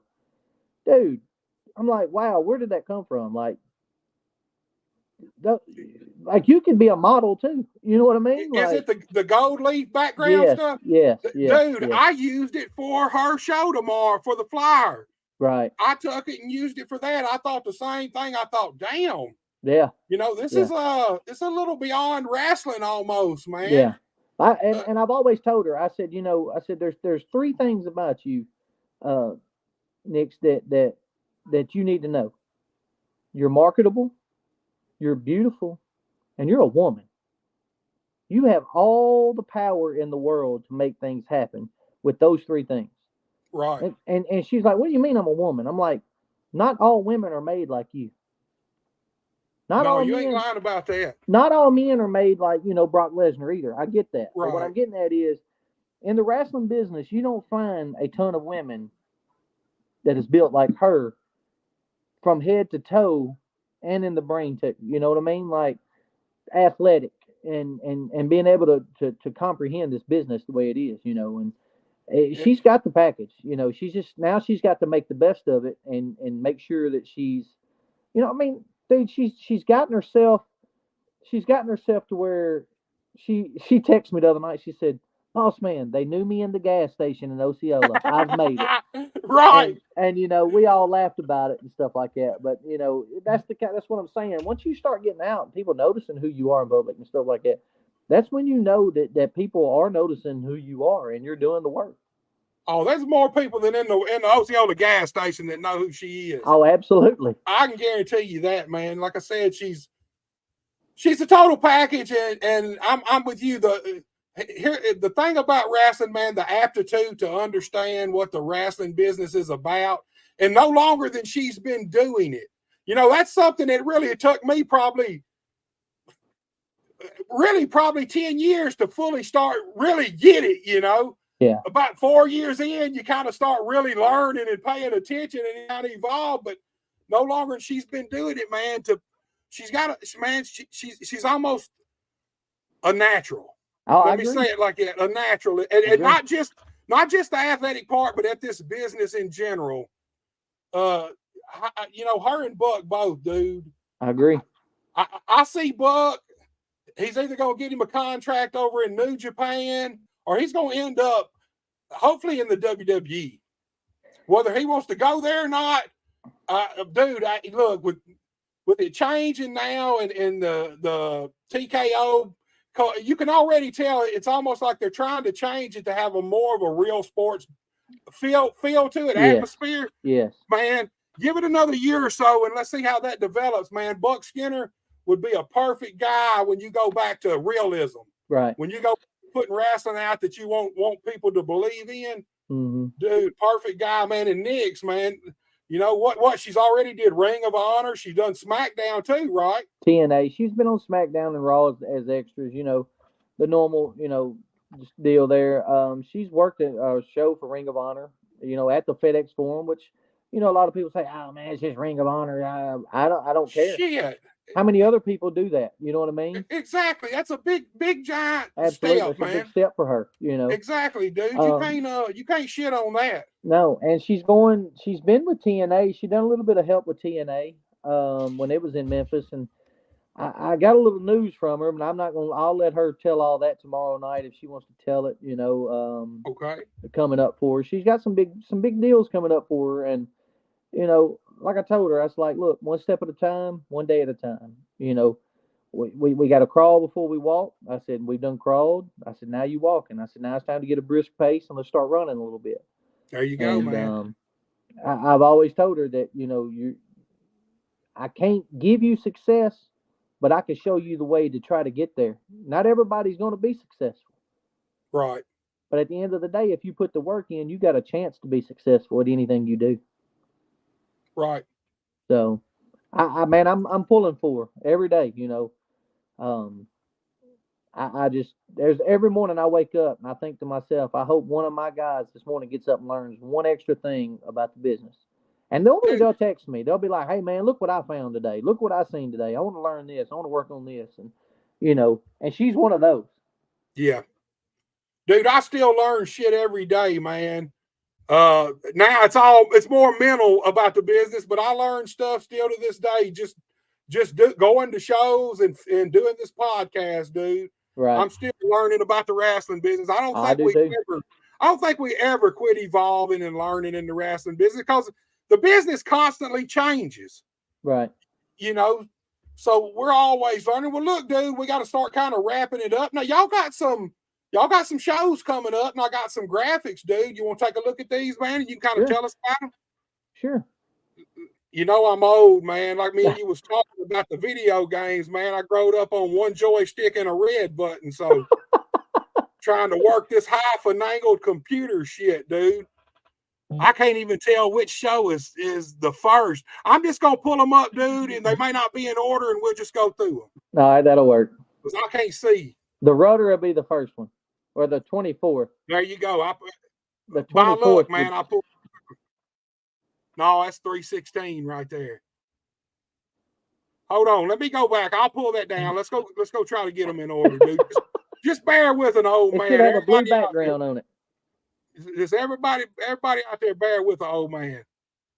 Oh, all right. The blue background, you got my guy coming on. He gonna be on this show, right? Yeah.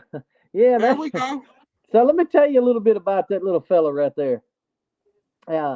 1997, dude, before I got out of high school, I was racing go-karts on dirt track. And, man, we went over to Palestine, Arkansas, where this little go-kart track was. And, man, there was this midget on a go-kart. I was like, dude, what in the world is this? Hey, that's real Mario Kart right there, man. Yeah. He looked like a little Koopa Trooper. But anyway, man, I started talking to him, and he was with about 3 or 4 of them other guys, and they was all from Memphis, and they come over to Palestine to race. And man, long story short, me and a buddy of me and 2 or 3 of his buddies, man, we become good friends. And this was before wrestling even started. Me and Hollywood go back to 1996ish, something like that. That's before he even got into business. Absolutely, man. Me and that little fella right there has seen and done some things in life, you know, that not a lot of people would be like, whoa, you know, y'all are crazy. And but yeah, man, me and Wood right there, we've been friends a long time, and I've been wanting to get this done over here. And you know, there's a lot of things going on with me, and he's got a lot of things going on, man. His dad recently passed, man. His dad, Ronnie Bowman, was a absolutely phenomenal dude. His mother is one of the best people you'll ever be around. Miss Charlene, she is great, like awesome woman. I've stayed at Wood's house many a nights, you know. I've been up, man. Me and his been strip clubs together countless of many a nights, you know. But when he started training with Motley over there in Frazier, and he took me in there one night, and he was like, "Man, come go work out with me." I was like, "All right." And I'd been training a little bit with Dundee, and we was in there working out. About that time, Motley walks in, and Motley says, "Hey, would you and your friend there get the broom, sweep the ring out, and clean this place up? I got some guests coming in tomorrow night." Who's coming in? And it was Steven Regal, but not Steven Regal, Steve Regal, Jim Neidhart, Bob Holly, and it was one more that was coming into Memphis to work. Well, they was coming over there to work out before they went to the Coliseum to do the show that was on a Monday night. Right. And man, so me and Wood done everything, got everything swept up, you know, cleaned everything up. And that right there told me that me and him was buddies for life. Because not only did we meet each other racing go-karts and party together, and you know, and we done started this wrestling journey, you know, not together, but, you know, we both knew each other, and we was always together with each other. So basically, we was basically doing it together. Right. And, man, I reached out a few weeks ago, and I told Wood, I said, "Man, I said, this is sort of a bucket list thing for me, and I know it is for you too, and I need you to be in Marianna on the 24th. And I think my crowd would love to see, you know, what Hollywood Little would bring to the table for everybody, you know." And Right. he was like, "Brother, let me make sure I can make it." And, you know, about an hour later, he texted me back. He said, "I'm coming, my man." So I got my little buddy coming in, dude, and it'll be a little emotional, you know, me and him doing this together for the first time ever in the same ring, the same building. Like this is the first time y'all ever Yeah. did wrestling together. I've done some commentary on some of his shows he done at the New Daisy Theater back in the day, but I've never done. Me and him's never been in the same ring. We've never been in the same building together, you know, besides that New Daisy show. I can tell you this: it meant a lot to him, dude, to do this show, man. Yeah. Me and him, I talked to him, I guess not long after it was booked, right after this flyer came out. Yeah. You could tell, man, he told me the same thing, man. He says it's a bucket list thing for me and Ricky. He said, we've known each other a long time. Absolutely. Look, here's the thing. You'll know a Hollywood story. Hollywood used to ride with me and Ron McClarty. Right. So we'd go to shows, and you're stopping in convenience stores, and you're walking in a convenience store. You got my big ass, red-headed, big as hell. You got Ron McClarty, a good-sized bleach blonde guy, and you got a midget with us, man. Right. Dude, anywhere we go, you could just see the people's heads turning. Like, what in the world is this? What in the fuck is coming through town? It must be the damn circus, man. Right. Dude. Man. But Hollywood's, man, and be honest with you, Hollywood kind of got thrown right in the fire from the start of his career. He didn't really have no outlaw shows that he got to work on and learn, man. He was kind of thrown right into KAW. Yeah. And I mean, he didn't get thrown in the side and kind of get brought up easy either. He got thrown right in the middle in the fire, dude. And he stood the test of time, man. I used to drive him to a lot of these places, man. And we went to Spinnaker's one night in Jackson, Tennessee. Do you remember when Kick-Ass Wrestling was at Spinnaker's? And I think it was Spinnaker's.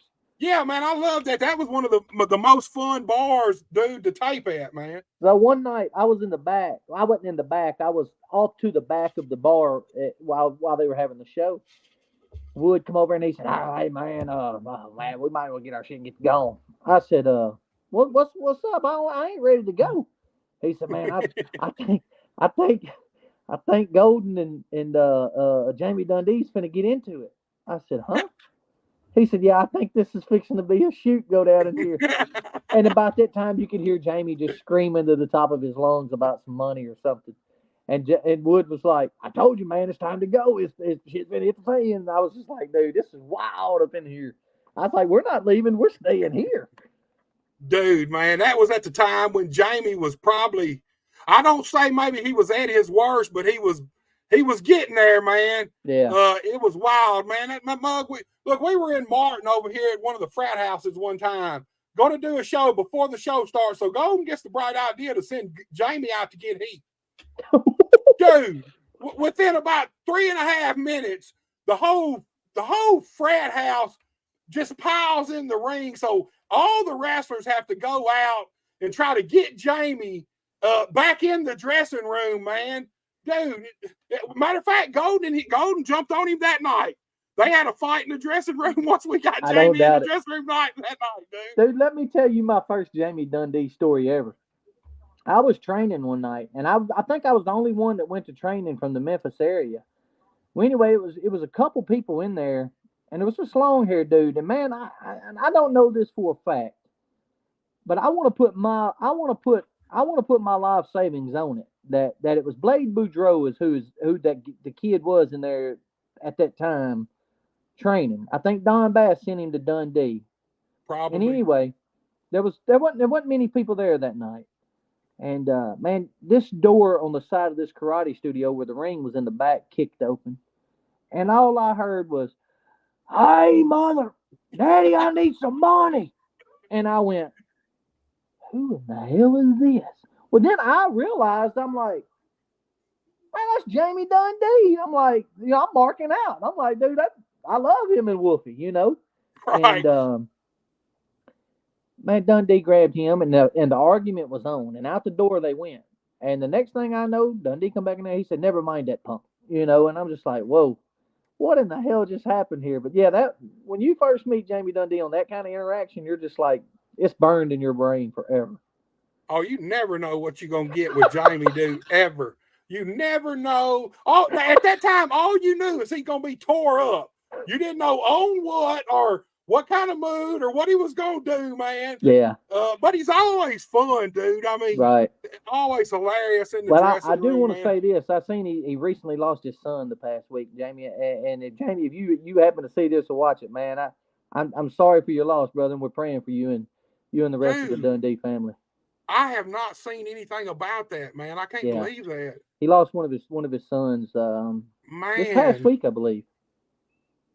Jamie, dude, we're sitting here joking about you and stuff, but I didn't know anything about that, man. Prayers go out to Jamie and his family, man. Absolutely. I don't even know how to take that one, dude. That's something I don't even like thinking about, man. It's tough. It has to be tough. I mean, you just I've never lost one of my kids, but I've seen some of my friends lose their kids, and dude, I see what they went through. It's tough. It's tough, and I wish that upon nobody. Me either, dude. Me either. Look, on deck with Titanic says Mariana will love Hollywood. Well, look, Ricky, tell us about this show here. Tell us so on the 24th ticket prices. Yeah, we had to cancel our last show in January last month. We had a on top of the water that all the ice melted and the rain after all the ice and stuff like that. We had a water issue in our building, and the city of Mariana couldn't get it fixed before the show, and I had no running water. And matter of fact, the water from the city was in about 6 inches deep in the floor of the dojo, so there was no possible way to ever have a show, in January. So we had to cancel that due to, the maintenance and stuff like that. But this show coming up on the 24th here, dude, I got a few treats coming in, not coming in. I got a few tricks up my sleeve here. I believe that fully gifted athletes will be there with us. Okay. Them guys right there, man, they're not the most upstanding Cub Scouts you would find in the ring, but them dudes right there, man, they're good. They're absolutely good. The crowd loves them and hates them. I don't know how that works, but that's the way it is. You'll have Austin Rathchild in business. You'll have Legitimately Too Good, which is Justin Daniels and Tommy Too Good, which are the APW Tag Team Champions. The Workhorse Champion, Austin Rathchild, will be there. Mike Reels, CJ the Kid, the Unholy Alliance. It's a decent little card coming out on the 24th. I invite everybody to come on out. It's $10 per head to get in.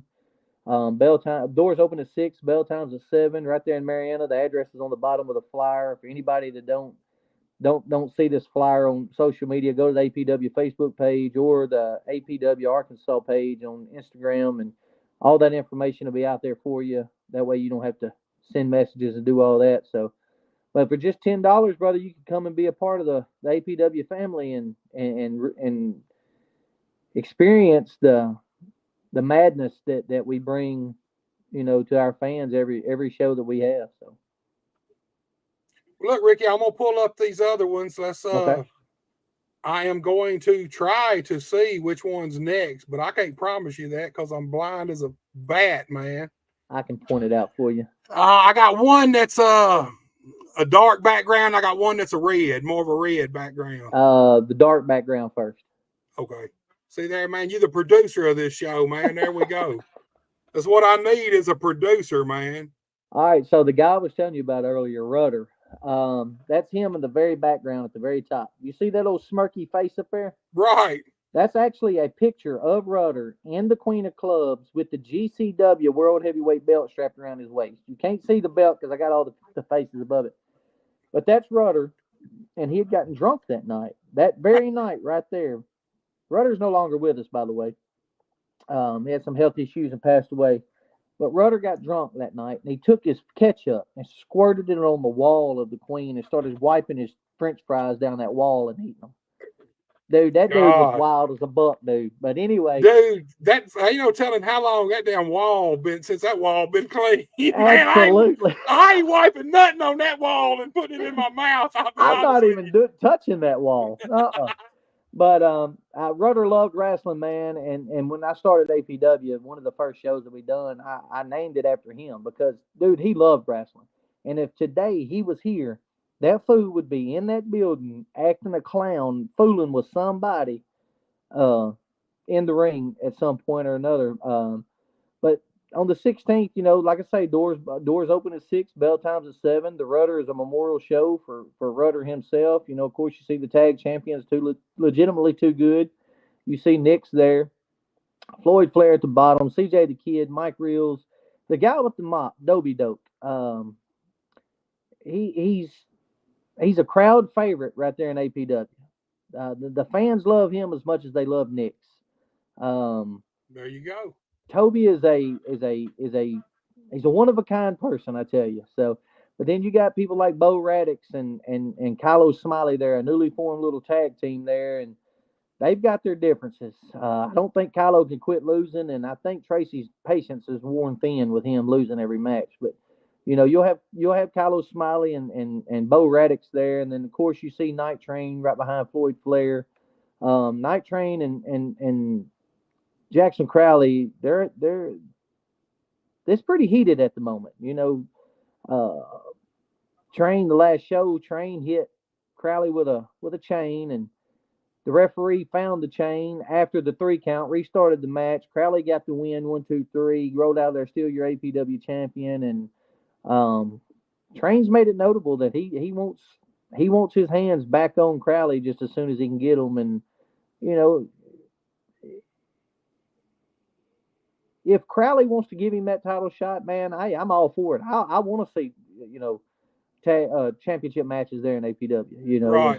And if Crowley wants to do it, hey, man, we're gonna sign on the dotted line. So just as soon as I hear back from the champ, we're gonna know what to do with that situation there. So, but yeah, it's gonna be right there at our little dojo. It's only $10 to get in as well, and it's on the 16th of March. So that's actually Rudder's birthday. Oh, really? That's cool, yeah, man. Fell on his birthday this year, so that's really cool, dude. Actually, no, I'm lying. His birthday is on St. Patrick's Day. So whatever day St. Patrick's Day is Rudder's birthday. So I was thinking the 6th, maybe the 17th. So I'd have to break out my calendar, man, to figure that one right, out. Absolutely, dude. Yeah. So I got one last one we're gonna pull up, Ricky, man, and you can tell us about it, dude. Man, I'm gonna tell you something, Ricky. I've enjoyed this show, man. Like I told you, this is one that I've been wanting this show for a minimum of a year, probably a little bit longer than that, dude. Right. Well, it's been about a year because that's when I started doing the podcast, man. And man, I've been dying to talk to the man himself about APW, man. Man, it's been a while. Too Good texted me and he was like, "Hey man," he said, "I think Buster wants to get a hold of you." And I was like, "Man, let me send him a message, and I'll shoot him a message and get this thing set up because, man, I like what you got going here. You've got a good looking platform. Your backgrounds look good. You ask the good questions. And man, I'm gonna be honest with you, man. The other night when I watched you and Dotson do it, I was like, this is a good podcast. And then when you and Jet Hero was on here, I was like, dude, this is there's a lot of things that I didn't know about some people that you learn on here. So Right. Dude, it's a work in progress, Ricky. It's just like and here's the thing. Doing this is no different than booking a wrestling show, other than I just don't have no matches, man. Oh, I agree. 100%. I deal with all the same stuff you deal with, man. Yeah. I just don't have matches, dude. I appreciate you. People calling last minute and I can't make it. I can't do this, or no show, no call, everything else. So I know how Dude, it is. I'm gonna knock on wood, man. I have been lucky. I've been on a pretty good roll. I hadn't had nobody no show in a good while now. The only shows I had to cancel the Jet Hero show for a week because I was sick. Right, I remember you saying that. But other than that, I've been lucky. The only shows we've had any issue with was just something to do with technical issues or something. But I'm due one. Look, that's why I've been doing so many shows, because I know, you know how wrestling is, man. You got to kind of ride that momentum ride that wave while it's carrying you. Absolutely. Because I know something's gonna happen. It's the wrestling business. Something always happens, dude. I agree. But this next poster here, this is the P-Dub Rumble. It's gonna be March 30th in Palestine, Arkansas, at the old high school gym. The address at the bottom, 100 Lee Drive in Palestine. Doors at 6, bell times at 7. They're going to do a $20 floor seat, $20 VIP floor seats, and then $10 general admission will be on the sides up in the general admission area off the floor.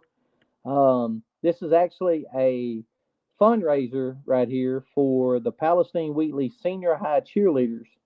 You know, in the public school systems, the cheerleaders are not funded by the school. They fund themselves, you know. Right. And so they do fundraisers. And I would like to invite everybody out, you know, hey, even if you don't really just care for wrestling, come support these cheerleaders, dude. These cheerleaders is, you know, it gives them something in high school to work towards. Maybe they can get a scholarship being a cheerleader in college to prefer, you know, their education farther. Bunch of good kids, man. A lot of these girls, my daughter's a cheerleader, and a lot of these girls I meet through my daughter, and I'm just like, man, that's a cool kid, you know. And I just want to see them all be able to do this, and you know, and if the financials are an issue, this is why we're going to do wrestling. You know, there's, you know, some kids are not as fortunate as others, right? And if I can help, you know, just do this show right here, and it'll help 3 or 4 kids, man, I'm all about it. You know, but yeah, I'd like to invite everybody out to Palestine March 30th, and come support the Palestine Wheatley cheerleaders and see some good old school professional wrestling. That's the way we do it. I got a little modern in there. CJ the Kid likes doing all his little Will Ospreay flips and, you know, that yitty yachty crap that he does. But, you know, that's another kid that's got a good upside to him. I got to get the lazy bone out of him. When I get the lazy bone out of him and make him understand, hey, dude, you can make some money doing this if you'll just work at it. And, but he'll be there that night, and maybe I can just slap that stupid grin off his face too for him one night, you know, in Palestine. So, but yeah, that show right there, you know, the last time we done it, we raised like $7,300 for the cheerleaders. Wow, that's amazing, really, dude. That's a lot of money to raise off to a wrestling show, man. There was like 245 people paid at the door, and then they pre-sold like 65 floor seats and 100 and something general admission seats. So I mean, it was a good success the last time. Right. I look for it to be just as big this time. I remember that show now that you say it. I remember seeing the pictures of the crowd, dude. That was I mean, really, that was amazing for shows around here, dude. I mean, awesome turnout. And a lot of the pictures people didn't see. A lot of the like the dads of the cheerleaders and some of the, you know, the dads of like the kids that came and stuff like that. They was all standing down on one end not in the corner, but off to the side. Like they wasn't inside the gym at first. They was on the outside. They was on the inside of the gym, but over on the front part of the gym where it's sectioned off. Right. And as the night goes, man, I see all these people start trickling in the building, start trickling in and watching the wrestling.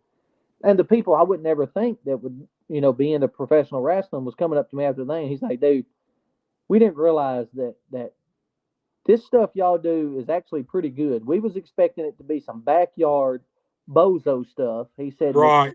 He said, dude, you've got lights. He said, you got professional looking aprons. You got professional curtains. He said, you got a sound system that sounds good. And it meant a lot to me when this random dude just come up and started talking to me about, everything that we done and done right, and it meant a lot to me. All that goes together with having a good professional pro wrestling show, man. Sound system, ring skirts, just ring skirts, man, Absolutely. go a long way. Clean ropes, a clean ring. Absolutely. Good sound. Ain't nothing worse than going to an outlaw show and they got a half-ass sound system where either it's crackling the whole time or it's so muffled that you can't understand nothing, even the music. They might as well not even use it.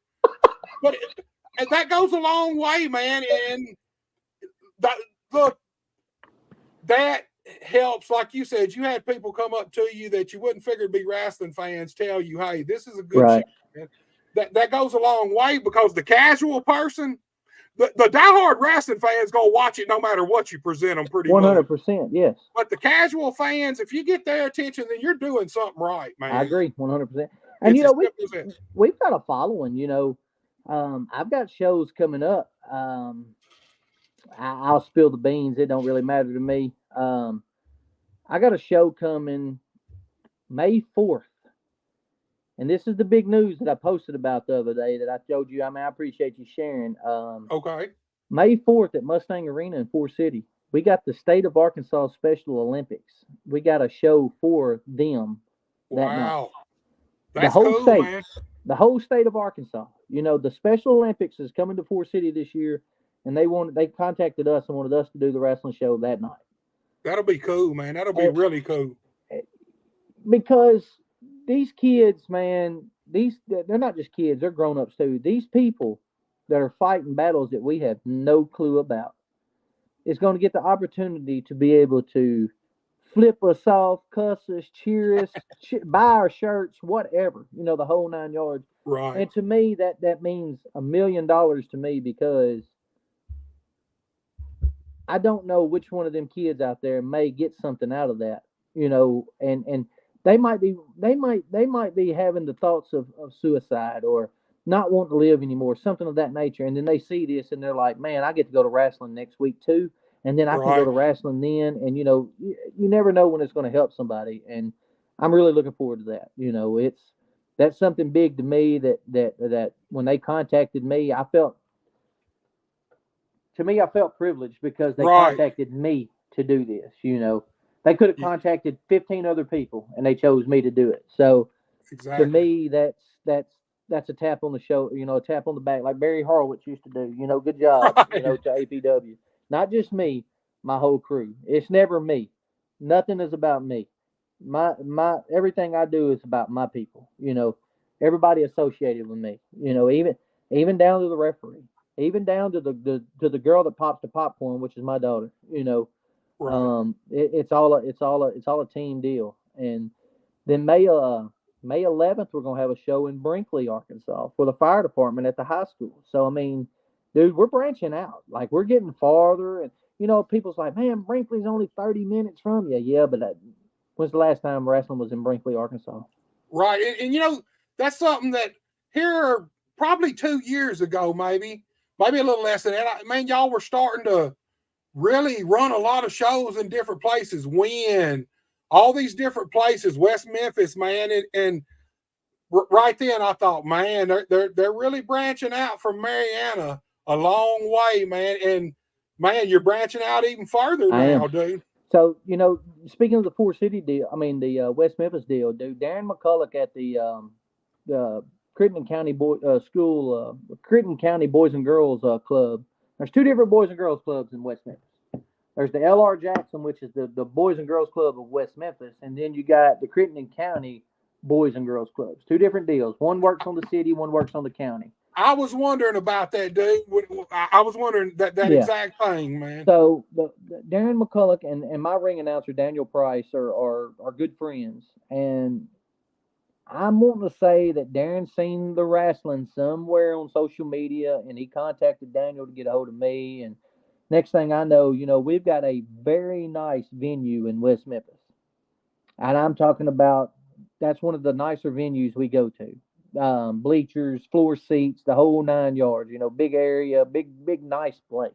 Right. And we ran there three or four times and hadn't had a crowd under 120 yet. Which the last time was our lowest crowd, which was December the 2nd.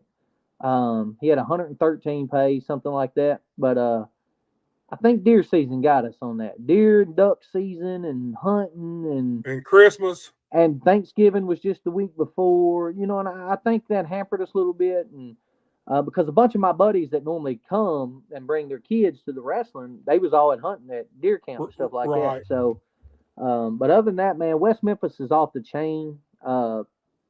It's great for us. Cherry Valley, Jamie Walls down in Cherry Valley at the fire department, dude. He has us in twice a year. We always draw great right there in Cherry Valley. Little bitty old Cherry Valley, Arkansas. Man, my grandma used to live there. Man, that's where they were from. And right. when I was a little kid, I spent a lot of time in Cherry Valley. Man, at that time, I'm sure it's bigger now. There really wasn't nothing to it at that time. There really ain't nothing to Cherry Valley now. It is bigger. Don't get me wrong, but Cherry Valley, if you pass through there and blink, you'll miss it. But dude, at this time it was just all country roads. Right. We go to Cherry Valley and we turn it out. Man, we was going to Greenbrier, Arkansas, to the castle. Man, we had a venue up there that was a castle. I seen that. Me and either Tommy Too Good or Austin was talking about that, man. I seen some of the footage from the castle. I thought that was a really cool show, man. It was. And me and the guy that owns it are good friends. And he called me one day and he said, man, I got some bad news. And man, I thought he was going to tell me he was sick or something. Man, I was thinking he was going to tell me he had cancer or something, And he said, man, my grandfather decided to sell all of the cattle acres and the castle on that side of the highway. And I said, well, Colt, what did he do that for? He said, well, he made about $13 million off of it. So I was like, yeah, I don't. I'd have sold it all too, But yeah, we're getting back to Greenbrier. It's just we're trying to make sure that we got the venue locked down and everything. But we'll be back in Greenbrier before long. And we do Palestine, Marianna. We done one in Helena, downtown Helena. I seen that. I seen some of that too. I seen the flyers and stuff. I don't remember if I seen any footage. It wasn't. We had a good crowd. Don't get me wrong. We had a good crowd. It just, man, I think some of the people didn't come because of the location. Just we was down on Miller Street in Helena. Right. And in today's time in Helena is not the safest place in the world. And I hated that because, man, Helena's got some potential to draw some crowds in there. And see some good professional wrestling. Right. That's the place. When I was a little kid in little school, they'd take us there they used to call it free day or something. Yeah. And they would take us over there and let us play basketball and just whatever all day. Right. Yeah. Now, I think it's been remodeled since the last time I was in there. A little bit. And I mean, it's not like standard to date, but they went in there and painted it, cleaned the place up, put new insulation in it. Yeah, I mean, it's not. I wish I had that venue in Marianna. Right. You couldn't tell me nothing then. Like I'd swim down. I was the next, Tony Khan or something. Right. I'd be like, man, you can't tell me nothing. We big time now. Right. I got a stadium. I don't have an arena. So yeah, man. And Helena, I mean, it's been dangerous around there, man. I ain't been there other than to see Sam since 1998 was the last time I was there and lived. But I mean, I think you could probably, with a little nurturing, I think maybe you could go over there and draw. It might take you 6-7 months, 6-7 shows to get people coming. But I'm like you. Probably a lot of people didn't come because of the location, but over time, I think you might get them in there, dude. Yeah, I'm working right now. I'm working with somebody, and I can't say his name. I can't say the deal because it hadn't been okayed yet. But I'm working with somebody trying to get in the school district there in Helena, and cool. I think it would be a good draw, and it'd be a sports benefit to help their sports teams out, stuff like that. Get them some new equipment, stuff like that. But I'm hoping it comes through. It may not. The school systems are a little weird about letting pro wrestling in. It's It is what it is. You know, you got to take the good with the bad. Well, I'll be honest with you. Up where I live, well, all around Tennessee, Arkansas, up around Osceola, and up here around Dresden and stuff. Look, here's the thing. Around here, our wrestling society went from Jerry Lawler's coming into the schools, and when that kind of disappeared, then it went to all these a lot of half-ass promotions getting let in these schools. And then once they did, they realized that, this is some trash here. Yeah. You have, I mean, not just the wrestling, but not taking care of the venues, not picking doing your trash up, leaving the locker rooms junked, and exactly, tearing the man. people's chairs up. But I had a show at the Civic Center last year. It was the weekend that Fred Rosser was there back in November last year. And I was experimenting with tables around the ring for the VIP seats. I seen some of that, dude. First thing I asked them was like, guys, these are not my tables. Stay off of them. I don't know how much more blunt that could be. I don't know how to break that down any better for somebody that does not understand. Stay off the tables. They're not mine. First match out. Fatal 4-way. I looked up. Guy grabs another guy. Boom! Right in the table. Guess what my first words out of my mouth was? And Too Good was standing to my left and heard me. Guess what my first words out of my mouth is? Dude, mine would have been MF. I looked at it and I said, I'll never book that motherfucker ever again. That would have been my words. And he will never be back. If you cannot take simple instructions, I didn't tell you to go out there and climb the ropes and not do this and that and other. I told you not to stay off the tables. Right. And the idiot couldn't do it. And when he walked in the back, I just looked at him and stared at him. And he just walked by like he didn't realize what he done. I'm like, you're a complete moron, dude. Why would you do that? Like, you tear the table up, you're gonna still have your hand out for your PO, but I gotta replace this table over here. Exactly. The hell with you and your PO, So, but yeah, it's rough, man. It's hard out there. It is. And then when you make these relationships work and you get in good with these people, and then you have somebody come in behind you and want to take the venue from you, and then they allow that because they see the success we had and the way we kept everything ran. Then these people come in behind you and just destroy it, and then they're just like, no more. We're done. That's how it happens, man. It's always been like that, dude. Bad pro wrestling companies and promotions give all the good ones a bad name. I agree 100%. You have to work twice as hard, 10 times as hard to prove to people that wrestling can be fun, it's entertaining, and it can be a way to help raise money for your school, whatever, whether it's band, football, cheerleaders, it does not matter. Pro wrestling's a proven commodity to help raise money for stuff like that. 100%. People are going to come see it. And exactly. if you network it and if you promote it and you hustle, you can get people in there. You know what I mean? Like, there's no way in the world that if I was a lazy person, I'd have a lazy crowd, if that makes sense. It does, man. Exactly. And I just don't have no laziness in me. Well, Ricky, dude, I hate to wrap it up, man. We done almost knocked out 2.5 hours, dude. I feel like we could probably go on forever, man. Right. Dude, it's been my pleasure. Like I said, this is one of the shows that there's a few guests out there that some I still ain't got yet, but I'm starting to get a few that I've really, really wanted pretty much since I started doing this, man. And you are one of the first guys that I've wanted pretty much since I started. I've been dying to learn about APW because all I know is when Titanic goes and films and I see whatever footage, until I talk to Tommy Good. And it started with Mike Reels. I had him on first. Yeah. Me and him talked APW. Tommy was on. Me and him talked APW. Austin was on APW. And now you and dude, man, I just appreciate you so much for coming on here and giving me, not just me, but everybody out there that watched and interacted with us, your time, man. Man, it's a pleasure. I love talking. Like I'm a people person, but I'm very blunt with people. Some people don't know how to take me. Right. I've seen some people walk off and be like, "Whoa, what did he just say?" Man, it's no telling what I'm gonna say to you. I don't care who you are. I don't care what color you are. I don't care what your status of your sexual orientation is. I don't care. If I got something to say, 9 times out of 10, I'm gonna say it. And Right. I don't never mean nothing malicious or nothing like that by no means. But dude, when people come in, you liable to come in and your breath stink, and I'm fixing to tell you, your breath stinks, dog. You know, Dude, I picked my daughter up from school. My youngest, she's 5. She's in preschool, pre-K, pre-kindergarten.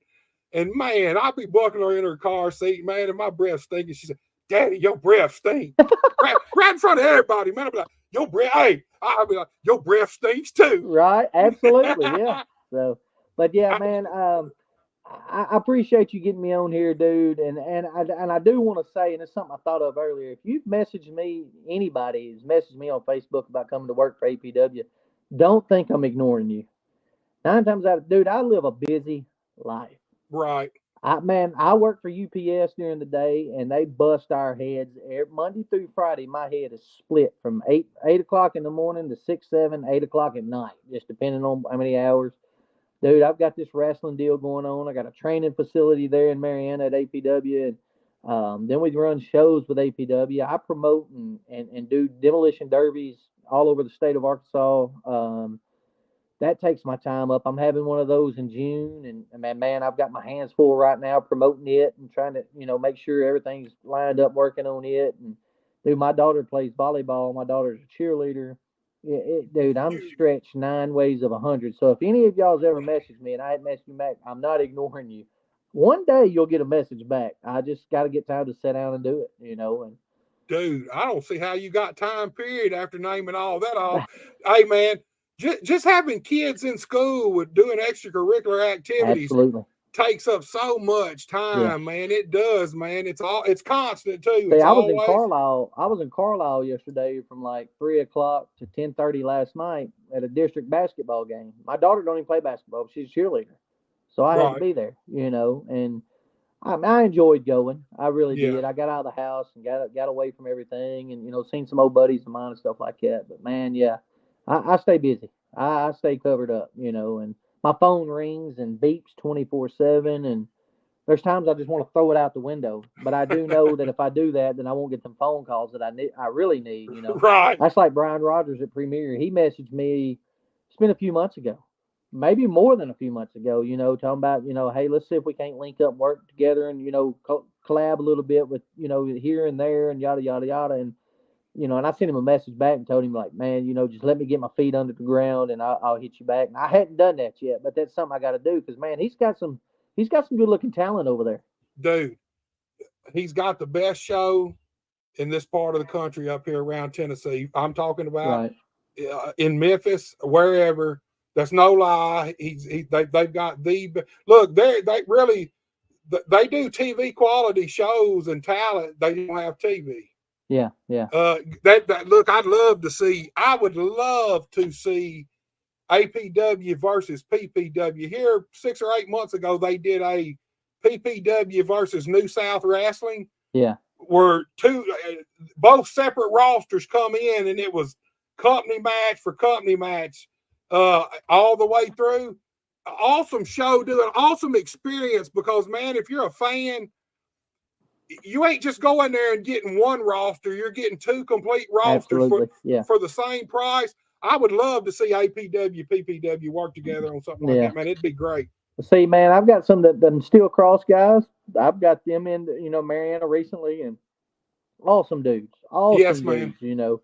One of the best tag teams around this area, with bar none, man. I mean, they are there. I love those dudes, man. Yeah. They've went out over the past year and kind of proved themselves all around the territory now. Right. They're good. I was in Forest City one night. I support all wrestling around me. DJ Brown, that Southern Extreme Wrestling came up to Forest City. They come up there, and I went there. I go support them every time I can.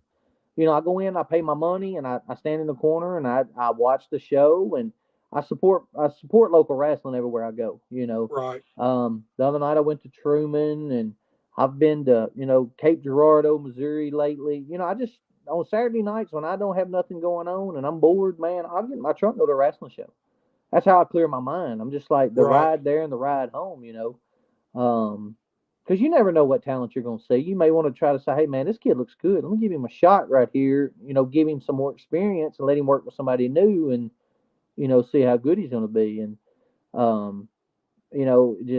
I just go around and support local wrestling everywhere I go. And Brian and them's got something good up there. Every time I look up, his flyers look good. And I'm working on that. I'm trying to make my flyers look a little better. I do it on an app on my phone, and it's time for me to level up on my flyers. It's time to make them look a little better. So right. No, I think y'all would. I think it'd be an awesome endeavor for both of y'all. I'd love to see that, man. I'd love to see a company versus company. I think it'd be. Here's the thing. I think you could. Man, I think you could do it up here in their home base, and I think then you could take it down to your home base. I think it would work both places. I think would be. I think the fans would love it, man. It was really, and look, I'm jaded to the business a lot, but man, it was one of the shows that even me, I was like, man, this is kind of cool, Right. 2 separate rosters, and you're getting to see all these matches.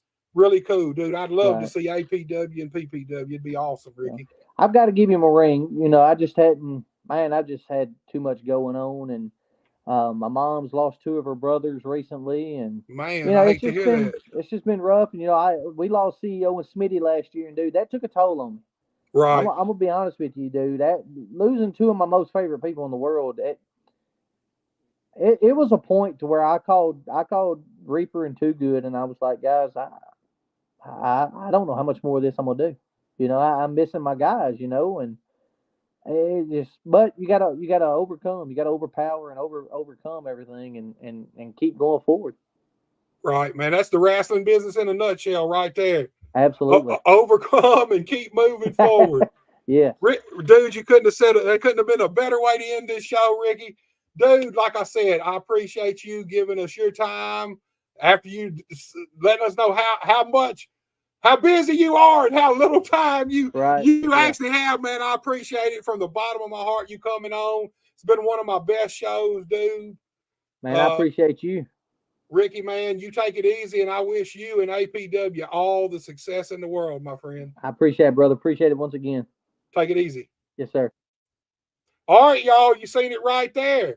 Ricky Kennedy and APW. Look, anywhere you get a chance to go see this company, whether it's Mariana, Palestine, West Memphis, Wynn, Brinkley, Far City, it does not matter. Go check this company out. You will not be disappointed. Look, guys, tomorrow night, special start time, 7:30 p.m. I've got the goddess of the night, Nyx, is going to be here. Finally, 3rd time's the charm. If nothing goes wrong, 3rd time is the charm. It's a show you do not want to miss. Tomorrow night, 7:30 p.m. start time, though. Check out Buster Unmasked and the Goddess of the Night, Nyx. Look, Tuesday night, I got Sleazy E. Buster Unmasked is going to get sleazy. This is another show that's been booked. This is the 3rd time. 3rd time's hopefully the charm. Do not miss either one of these shows, man. Monday night, 7:30. Tuesday night, 7 p.m. And then, look, Thursday night, Premier Pro Wrestling. They've got a big show coming up in Dyer, Tennessee this Friday night. This coming Friday. Do not miss Thursday night's Buster Unmasked because I got the Premier Pro crew. And as always, we're going to run down the show and the card for Friday night. It's one you don't want to miss. We always have a blast when those guys are on. Y'all, I appreciate everybody who watched the show. I appreciate everybody who interacted with us. Thanks to Ricky Kennedy, APW. Was a great show. I appreciate everybody that was involved. You guys have a good night. If you're looking for a pro wrestling podcast with me, Buster Unmasked is the only podcast for you, where real pro wrestling